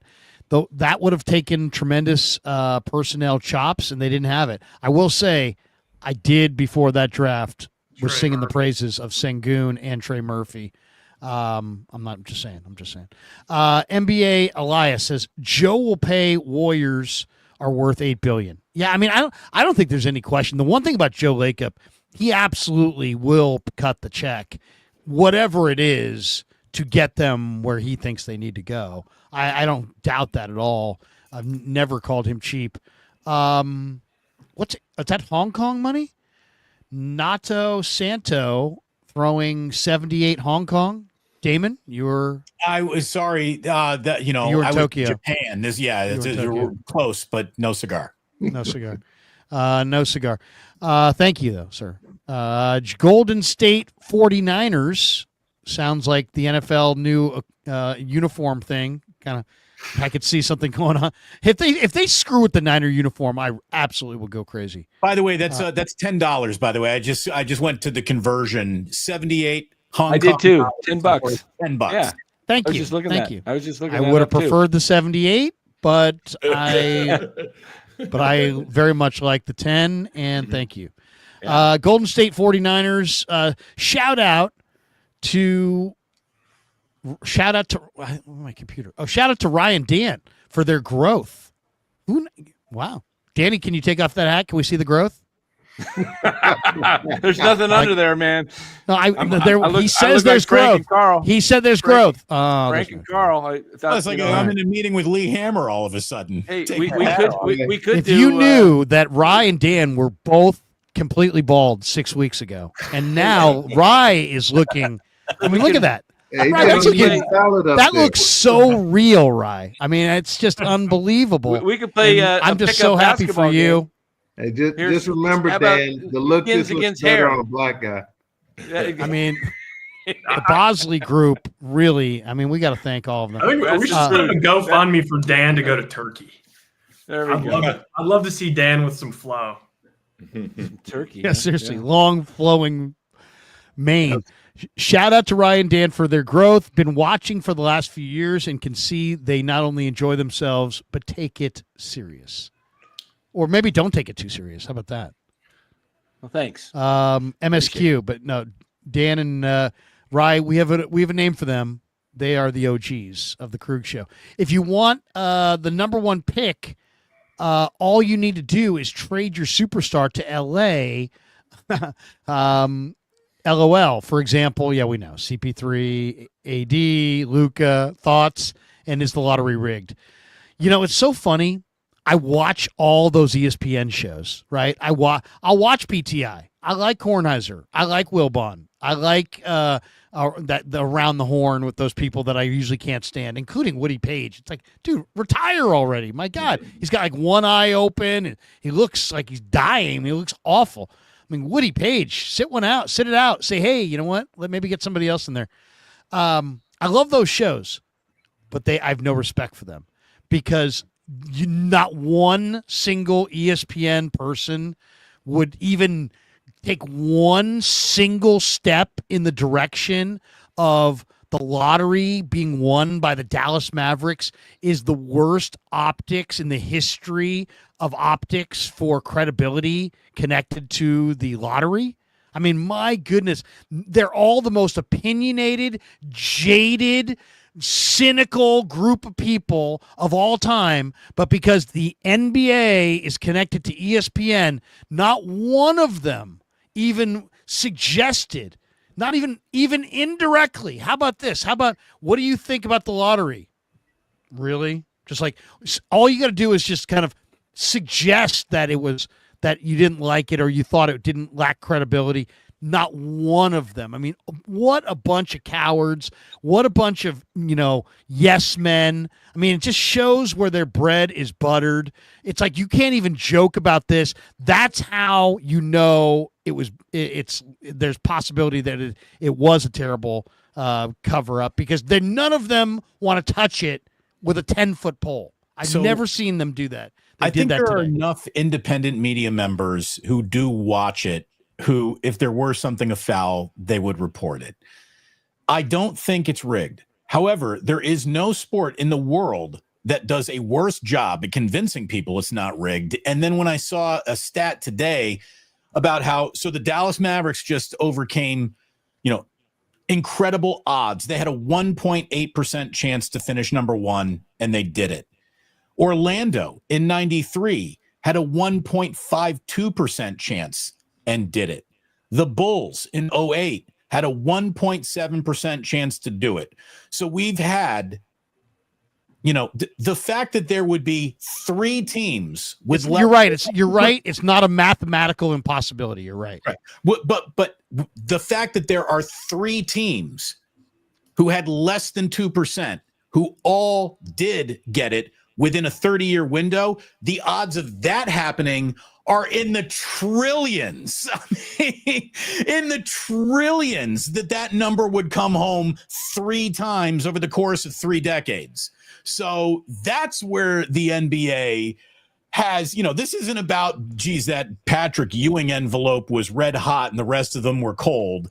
That might have been a little cook the books. They're using so many ping pong balls and, lawyers and accounting agencies now. It ain't rigged. But they have literally, watched insurmountable odds get surmounted 3 different times, and they have a PR problem on their hands, because the perception is that it was rigged. I don't care. They could have a million different safeguards, all kinds.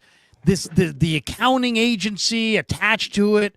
I guarantee you, if I was given free reign of the NBA's books, I would find a check cut from the NBA to the accounting firm. Doesn't mean there's improprieties, right? Right? Doesn't mean there's improprieties. It absolutely does not. But it absolutely is there would be a check that we will find that says the NBA's name. The NBA is paying that entity. So all I'm saying is, and I don't care. I don't care. I don't care about the Lakers. I don't care about the Mavericks. I don't care about Cooper Flagg. I don't care about Luka Doncic. I don't really care. I'm just literally a sports observer. The optics are terrible. Want to know the dumbest thing to do is Can we agree on that at least? Oh yeah, terrible optics. But the dumbest thing is those are saying, well, the NFL needs to adopt this. Why? So it can be much more popular than the NBA in every conceivable, measurable way. The NFL has to take no notes from any league. There is no league on the planet that can help the NFL. The NFL's has the lottery helped the NBA? I mean, maybe, but I'll say this. I mean, it was designed because the people who ran the league, and David Stern and his henchmen, were worried that teams would tank for Ralph Sampson and Hakeem Olajuwon. And that's when the lottery was born. And guess what? By the way, 2 players teams would have tanked for Ralph Sampson and Hakeem Olajuwon. So it was not just born out of, that's interesting. It was born out of necessity. And I would not do it if I was the NFL, because the NFL, because only the quarterbacks and very select players have any kind of real longevity or connection as far as guaranteed money, they're not really like the team. So they're really more independent of the team that they play on. And it's kind of a code around the NFL that everybody goes as hard as they can, because you're doing it for whoever's going to get you next. It's not about you. It's not about your team, that's for sure. And I don't think nobody's willing to tank in the NFL for, like, you can't walk into an NFL locker room and go, guys, hey, look, what do we do? How about this? Have you guys seen blah, blah, blah, Ashton Genty? If I had like walked around, Shanahan cannot walk around his locker room in December. But guys, Ashton Genty is freaking awesome. Well, Everybody just play it chill. Everybody just let's go through the motions. Ashton Genty. I mean, it would never happen in a million years. But in the NBA, I believe Don Nelson did sit guys out so that he would get Harrison Barnes that year that Nelly was coaching. But And the deal is he would admit it. He would admit to it. Unless it's Tom Brady, Peyton Manning, Joe Montana, one guy. Proven. One guy can't make that much of a difference on a football team. Where one guy, Steph Curry, can change a franchise from being worth $400 million into $8 billion. Like one guy can change a basketball equation in a way that one guy cannot change a football equation. Which also then leads to the impropriety thing, right? Because you're talking about these are monumental decisions. And so if you are in a league where you want to, let's get Patrick Ewing to Madison Square Garden. Let's make sure that these guys are not in crappy little locations. But I think the NBA has kind of proven, though, that you can, a megastar can still be marketed as a global entity in a Milwaukee, in an Indiana, in a anywhere, basically. I don't know about Sacramento, but mostly anywhere. I think it can happen. Frustrating because it could happen in Sacramento. They just can't make it happen. It can happen anywhere. Proximity to a major media market is no longer necessary to be a superstar on a global level. It's not. I mean, look at what the Kansas City Chiefs and Patrick Mahomes have done from Kansas City. So, it's you don't need to be a big deal. What do you guys think of the NBA as far as going forward? With this long season, 82 games, and then they cram the playoffs, so you're playing every other night. Do you think it would be more valuable for the NBA to cut the season down to like 70 games? I do. I think the model that the NBA should adopt at some point as the league grows, not necessarily this minute, but definitely as the league grows, is fewer games, kind of a global traveling thing with lots and lots and lots more revenue. And I think you'll see it. I think you'll see it as the year, as you're seeing it. I mean, there's a lot of money in Abu Dhabi. There's a lot of money. There's a lot of money in the Middle East. The golfers are going to the Middle East. Tiger's playing in the Middle East. Something tells me that the NBA is going to play a bunch of games in the Middle East for big, big money. The sheiks can cut big, big checks. They're doing it right now.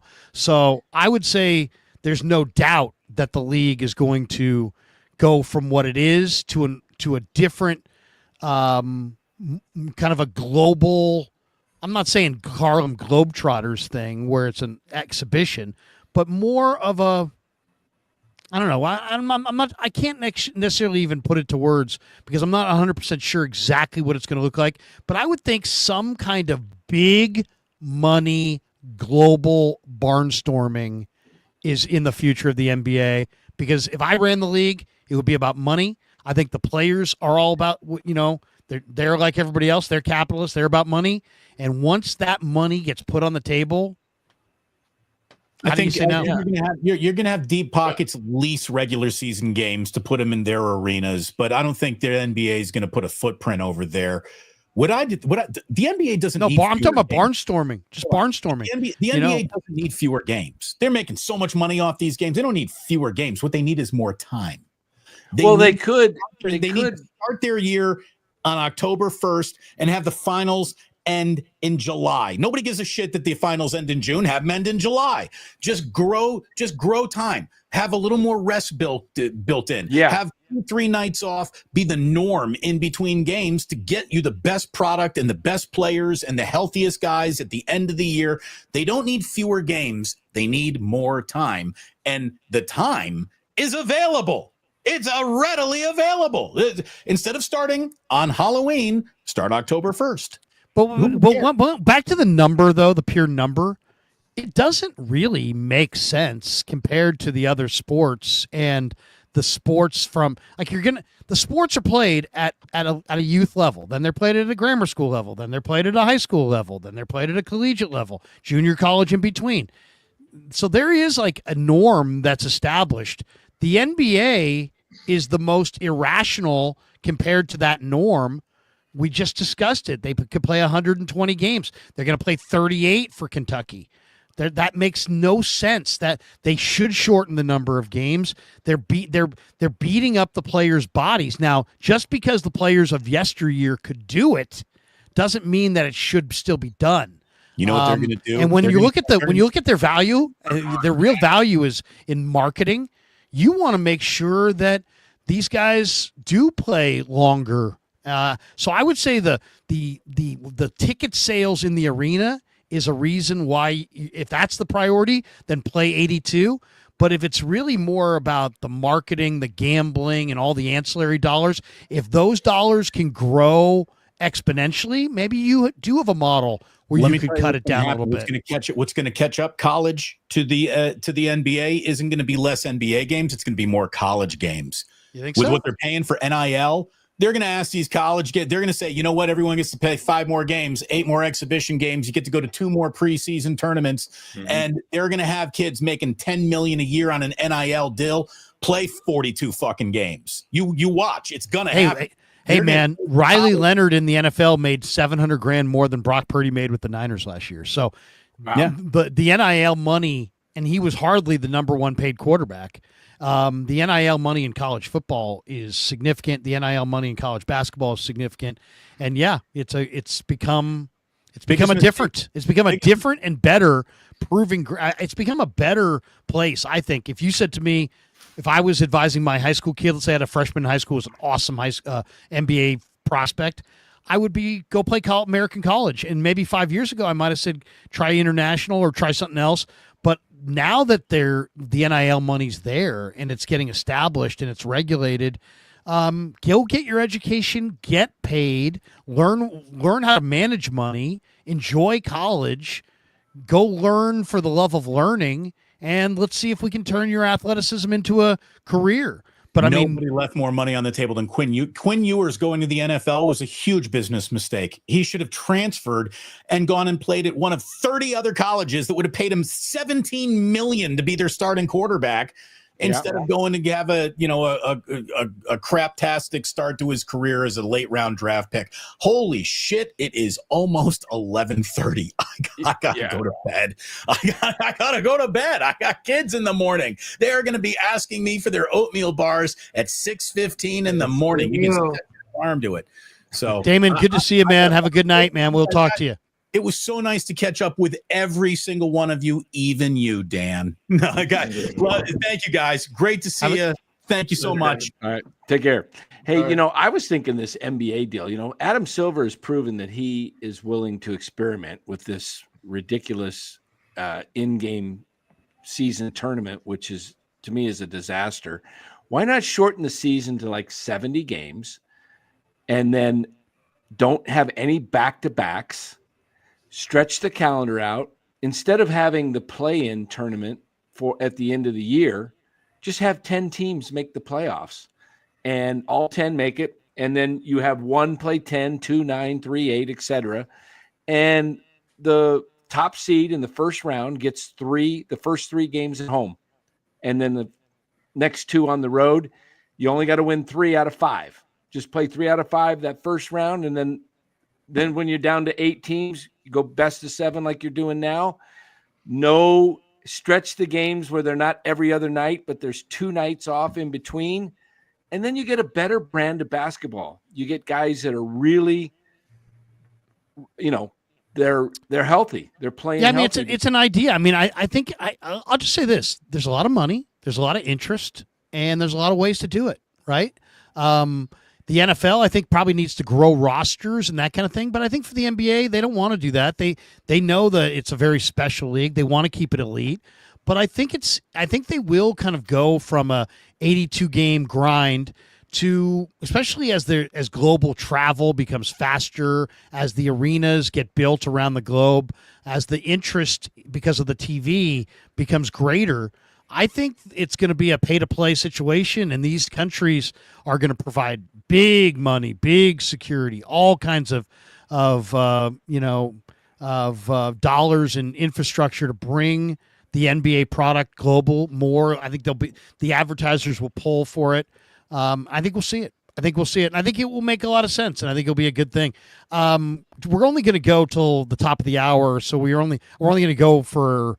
Or not till the top there. We're only going to be planning on going for a couple hours, so we're only going to go for another 5 or 10 minutes.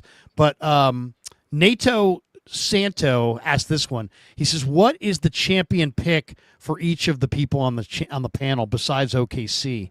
So if we take OKC out of the mix, or how many people right now in here think OKC is going to win the whole thing? I kind of think OKC is going to win the whole thing. Okay, Frank, you don't. So you think the Knicks? You like the Knicks? Yeah, I do. He's from New York. I know. But you're hoping for the Knicks, and they're going to beat the Celtics. But do you really think the Knicks are going to get by Indiana? You know what? I think it's going to be close. I mean, I'm not disrespecting Indiana. Indiana could certainly beat the Knicks. But I've been talking about the Knicks making it to the finals 2 months ago. And everybody was like, Red, you're crazy. I said, look at that personnel. The Boston Celtics beat the Knicks in the regular season by scoring 125 points a game. The Knicks have basically held them to around 100 to 105. So a lot of this is really about want to. The fact that OKC is up 3-2 is ridiculous. Denver farted that game away last night. They should have won that game. And OKC is clearly a better team. But it comes down to execution. And you know what? I don't think any guard in the league right now is more efficient than Jalen Brunson, particularly late in games. He's far more efficient than SGA at the end of games. So I think the Knicks have a legitimate shot. I'm taking T-Wolves. I don't even think the T-Wolves are that good. Do you have cash on the T-Wolves? I do. I do too. I have them 30-1 to win the West. Love it. I also have money on the Nugs, but you got them at 30-1. Shoot, I only got them at 19-1. Yeah. I think I don't even think the T-Wolves are a great team. I don't know. I guess maybe you could say OKC is a great team. I don't really know if there is a truly great team left. It's a lot of very good teams, and it's going to be matchup dependent.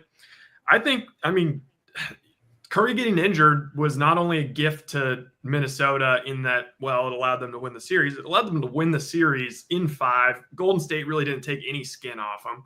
I think last year they were dog tired, and Edwards even talked about it. They were dog tired when they were playing the Mavericks. The Mavericks weren't a great matchup for them anyway. I think they match up. Obviously, they match up great versus Denver if Denver was to come back. I think they match up great versus OKC, and I think that series is going 7. I wouldn't rule out Denver coming back and winning the whole thing, or winning the series. So, I'm going to go with the T-Wolves. I'm rooting for the Knicks. I think I'm going to go with OKC. But you know what? The T-Wolves. There's something about the T-Wolves that made me feel like in this series they can do it. Because Anthony Edwards is absolutely has so much left in the tank. You look at some of these guys who look like they're really limping. This guy is not limping at all. He's gassed up and ready to go. So it's like whoever's going to take them down is going to have to be able to match him, because he's something else, man. He is an incredible athlete, and he's full bore right now, and he's had the experience. I think he wants it. What do you think of Minnesota's coach? Do you guys like Minnesota's coach? I like him. He does a good job. Yeah, I think he's solid. He's not the wizard that I think Kerr is, out of bounds, stuff like that, but his management skills of his players and his honesty, I think, really propels him to a really high level. They respect him and they play for him. And that's what you go for. How wild would it be if it's Minnesota against the Knicks, and after that big 4-man trade? They swapped 2 DiVincenzo and Randall for Cat Wasn't there another guy that went, or was it just for Cat?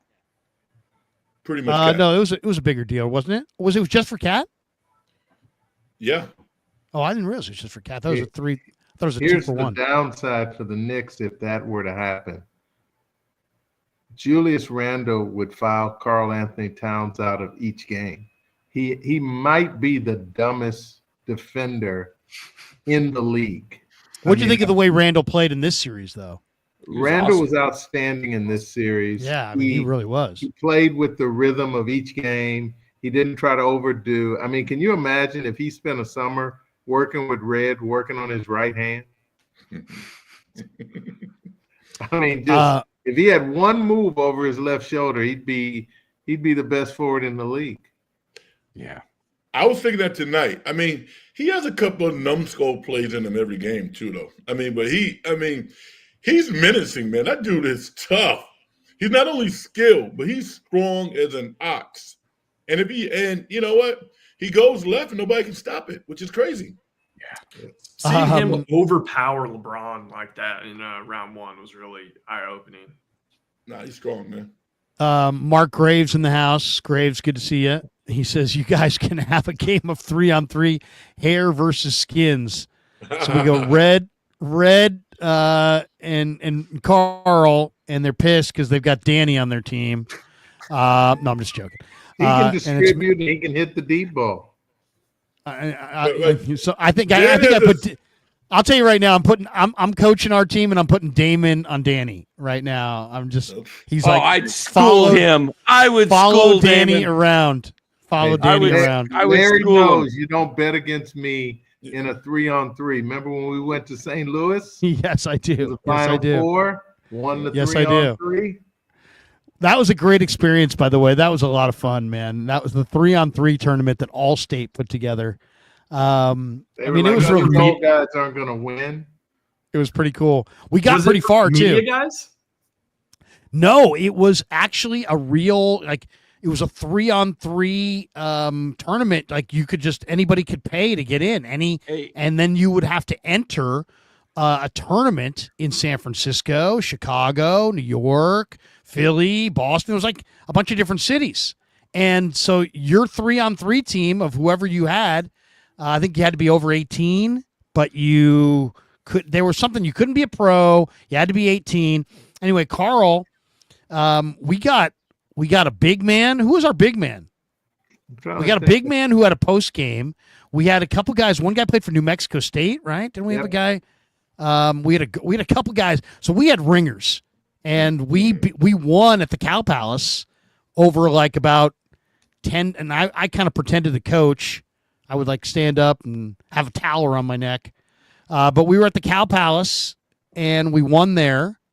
And then we got to go to the Final Four in St. Louis, and we lost in the Final Four. I just got to show you. This is a very old picture. This is me as a sophomore. I was 5'10". Is this above the rim?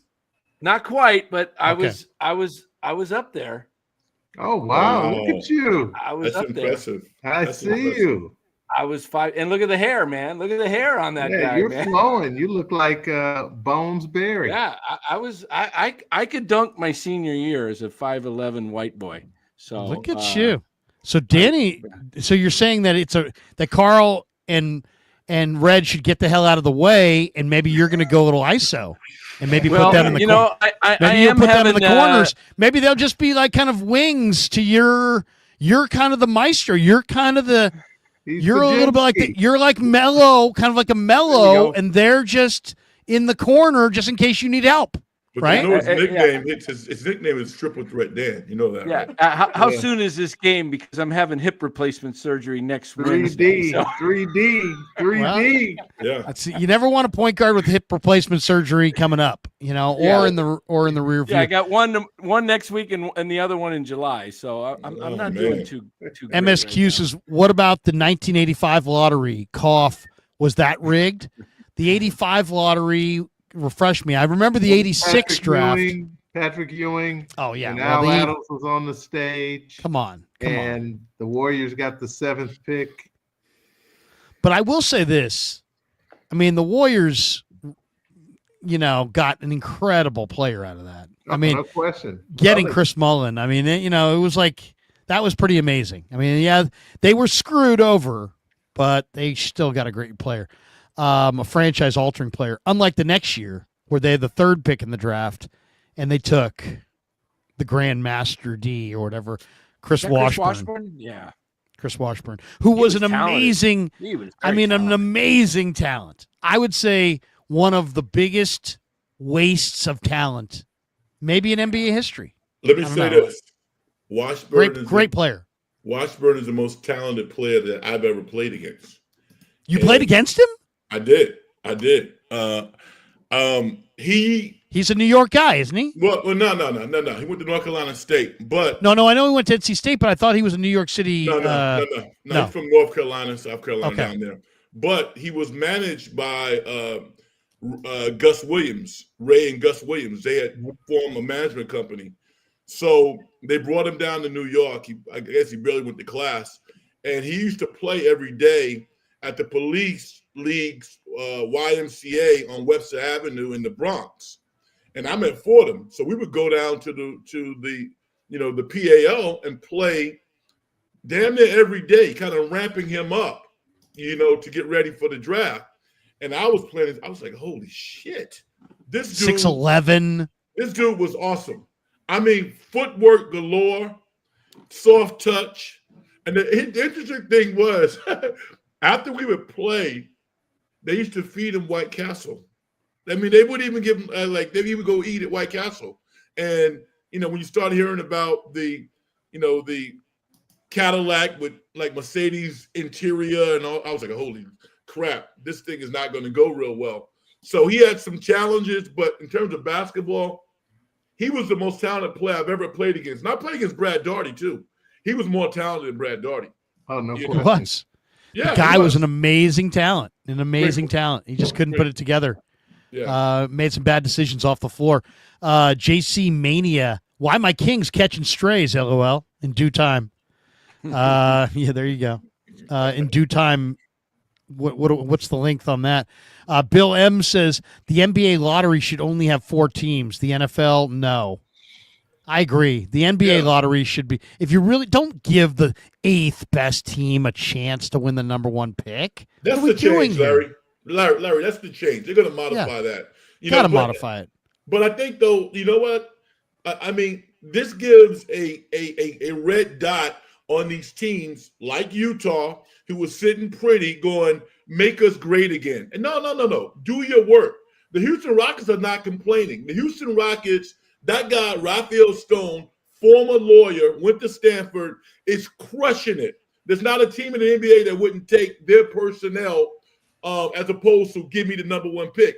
Danny Ainge has to do a better job. And all these other teams that are terrible, they got to do a better job evaluating players and building organizations. It's not just a number 1 pick. That's what you're doing. You're right. MSQ says proof that NIL ruins college is UCLA's quarterback. He's talking about the kid who went to Tennessee and UCLA, and he said, I want more money, and then he backed out, and then he got less money. And I'll say this. I think the NIL is absolutely outstanding. It is long overdue. The NCAA has made money hand over fist. It is time for the athletes to be paid and figure it out. And that's really all I'll say about it. It's big business. It's been big business for a long, long time. There's only so many games in an athlete's body, whether we want to call them pro games, high school games, college games. I always felt bad for the kid who shaved in the 7th grade, was awesome as a freshman, was good enough, but then just, he kind of aged early. There are people like that. Steph Curry is a age late kind of guy, but some guys age early. Well, those guys who age early basically never make any money. Because they're topped out by the time they get to the pros, or they have a very short career. I would like to see if a college is going to make millions and millions and millions of dollars off of you, I'd like to see you get some of that money along the way, especially when you're young enough to enjoy it and use it. And I think it's been a great thing for college football. I really do. I think it's good because guess what? You go to a school and that school's awesome at recruiting and they recruited you. Well, guess what? They're so awesome at recruiting, they recruited some other guy who's better than you. And now what? Your entire dream is gone because you're the second best player in the state of Kentucky? You know what? No. You should be able to put your name in the portal, go to Cal, get a great degree, and find your way to the NBA. And there's been too many things that benefit the schools, not enough that benefit the players. So I don't care if the NIL is ruining the amateur experience. I don't care. Yeah. Hey, you remember that you mentioned Chris Washburn in the 86 draft. Del Curry was in that same draft. Great shooter, Vatek. Yeah. Yeah. I was looking at some past drafts just now. The 83 draft, the Warriors had the 5th pick in the 83 draft. Or no, it was the 6th pick, and they drafted a guy by the name of Russell Cross that played 1 year. Purdue. I remember him well. Purdue. And you know who they could have 6'8" had? Power forward. You know who they could have had? Many teams passed up on Karl Malone. They could have was Malone. Oh, Dale Ellis. Dale Ellis. They had Dale Ellis went 9, but Clyde Drexler went 14. Gosh. Dale Ellis, though, what a shooter Dale Ellis was. My God. Yeah, somebody was just saying Dale Ellis, a former pro. Who was it? Saying he was the best shooter, not Curry. Somebody. He's a great shooter. He was a great shooter. Yeah, but he's saying he was the greatest shooter of all time, Dale Ellis. I think it was was Dale Ellis. Yeah, it's probably Dale Ellis. Probably Dale Ellis. Yeah. Ricky Sports Fanatic guy says Thunder or Nuggets will beat the Timberwolves. Don't bet that $2 on that. Yeah, the more I watch the T-Wolves, the more I think they got a shot. You reminded me the T-Wolves. I forgot I had them at 19-1. I'm rooting for the T-Wolves now. All we got to do is win the West. I know the NBA lottery was the other night. I know the Warriors don't even have a number 1 pick, but is there a player in this upcoming draft? Since we got Carl here, and I know a lot of you guys watch college hoop. Is there an NBA? Is there somebody in this upcoming draft that the Warriors should try to angle for? And the beauty here, what I love about today's NBA draft is that it's very speculative. So just because you have a second round pick doesn't mean that you can't draft Trace Jackson Davis or Draymond Green. The Warriors drafted Gilbert Arenas, Monte Ellis. I mean, the Warriors might be Igor. Who do you want? Igor Dimon. He's going to go in the first round. That's Igor. It. Move up. Tell me about him. He's from BYU, 6'8", Russian, can handle. Can handle. Really fast. Talented guy. He knows the game. He's not listed in the first round. Let me see. I think he's gonna be like a top 10 pick. Yeah. Is he? He's gonna end up in the lottery. What's his name again? Oh, here he is. I see him now. Igor Demon. Yeah. You like him, huh? Long neck. Him. He knows how to play. He's from going to Moscow. be the player that a lot of people thought the kid who went to OKC is now in Chicago, the Australian kid. Josh Giddey. Yeah, Josh. What do you think? I'm looking at just some guys that are going to go in the second round. I mean, obviously, Walter Clayton. Oh, Danny likes that one. I like that one guy. Yeah, I was saying him the other night. What do you think? I think he goes by the way, here first. He's going to go. Here is a little. Here's a little Igor. If you want to see a little Igor, let's see. Up top here, we got a little Igor. This is him down here. Ooh, that's a nice looking shot. He's excellent out of the pick and roll. He's a great distributor, and he's a tall PG. He's a point guard? Yeah, he is. He's good. Really good. Wow. Yeah. He can go. All right. He's the best passer by far in college basketball. Wow. Does Kalkbrenner fit the Warriors at all? I mean, Who? He's gonna be Kalkbrenner. Kalkbrenner from Creighton. He's going late second round in some mocks, I'm saying. I mean, it's great. Listen, you know what? It's going to take him 3 or 4 years, but he could very easily be, the big, tall, long guy who played well today for Boston. Yeah. Out of Vanderbilt. I mean, it took him 5 years to develop a game, but he stuck with it. And now that's it. Now, I don't know what his contract situation is, but if he's going to be a free agent, that's a guy that if I'm the Warriors, I'm going after somebody like that who's really long, really tall, who can play. You talking about Kalkbrenner? He had 49 in a game earlier this year. You know who I was looking at today? You know who I was looking at today who they were talking up on the combine is the Stanford kid, Maxime Reynaud. He also knows how to play. He's got a great feel, soft touch. Guy can shoot it. He moves. 7'1", 250-pound center who can shoot it. And I'll say this. Really? The last guy who played for Kyle Smith, who went in the draft, went in the second round, but he started for the Grizzlies this year. He went to Sonoma State and then transferred to WSU. He played on our Plan team, the kid from Stanford, the French kid. Oh, really? Reynaud? Yeah, he played. Skilled, productive big man with size, 7'1", 245. Average 20 and 10. No, he's very talented, and he's matured quite a bit. When we had him, he could score, but he fouled a lot. He still gets in foul trouble a little bit, but he's a nice, talented kid. Is he a pro athlete? He's not. I mean, he's a decent athlete. I don't think he's super athletic, but he's 7 foot with some offensive skill. The challenge that I have with him is not saying that he's Quentin Post, but when guys stick their elbow in his face, I wonder how he's going to respond. And that's what's you don't know how tough he is. He's got a lot of post type limitations, but he's a little bit more fluid than Quentin. No, he's a basketball player. He's good. He's really good. What do you guys think of Mark Sears in the NBA? Backup G League guy. Yeah. Nothing Mark much. Spears he's a good reporter. Mark Spears. Yeah, Mark Spears. Yeah. If you're leaning on Mark Spears, you really need to go for more of an up tempo. How about Walter Clayton? You mentioned Walter Clayton from Florida. Is Walter Clayton a pure one, or is he kind of like a two masquerading as a one? He reminds me of kind of where Dame was when he was coming out of Weber State. He understands how to play. He knows how to find shooting opportunities. He's not as athletic as Dame, but he's a good athlete, simple kid, country boy, stable. I think he's going to have a really good NBA career. He's going to be a much better NBA player than he was on the college market. He reminds me of how to shoot. He reminds me of Seth Curry.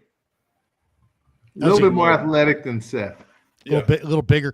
What about Alex Condon, the Florida guy, the 6'11"? He's nice. He's projected a nice energy piece. Second round.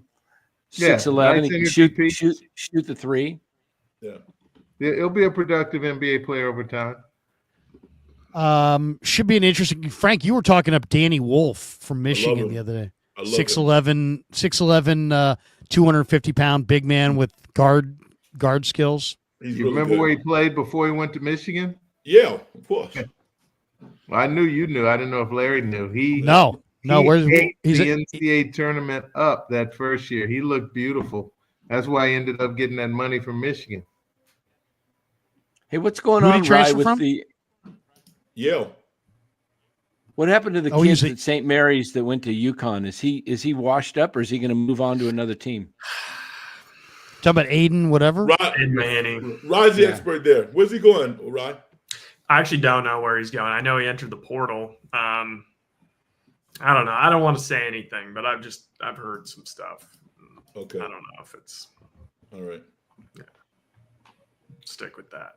Well, fellas, for those of us who also work in the corporate world, we're going to wrap it right here. Hey, thanks to all of our sponsors. Thanks to Pig and a Pickle. Thanks to Mancini's. The links are in the description below. Thanks to Danny. Thanks to Rye. Thanks to Red. Thanks to Carl. Thanks to Damon. Thanks to Faith. That's Buster. Buster. Faith is no longer. I'm sorry. Yeah, sorry, Buster. No yeah. Sorry to even upset Buster by saying that. We will. Why don't we say goodbye? and we'll ride out with Frank's song because I think I have it in the hopper here. Oh yeah, there we go. There we go. Thank you. Let's do that. Let's give Frank a little love. This is Frank's song, one of Frank's songs. Frank writes, puts together music, writes music. Make You Feel is this one, right, Frank? Yeah, yep. All right, here we go. Thanks to everybody. It's really been a pleasure talking basketball with all you guys throughout the year. It's kind of sad this is the last game of the year. But you know what? It is May the 14th, and the draft is in a few weeks. And I'd love to do a draft show with all you guys. So Let's do it. Let's do it. But here we go. For everybody, we're playing you out with Frank's song, Make You Feel.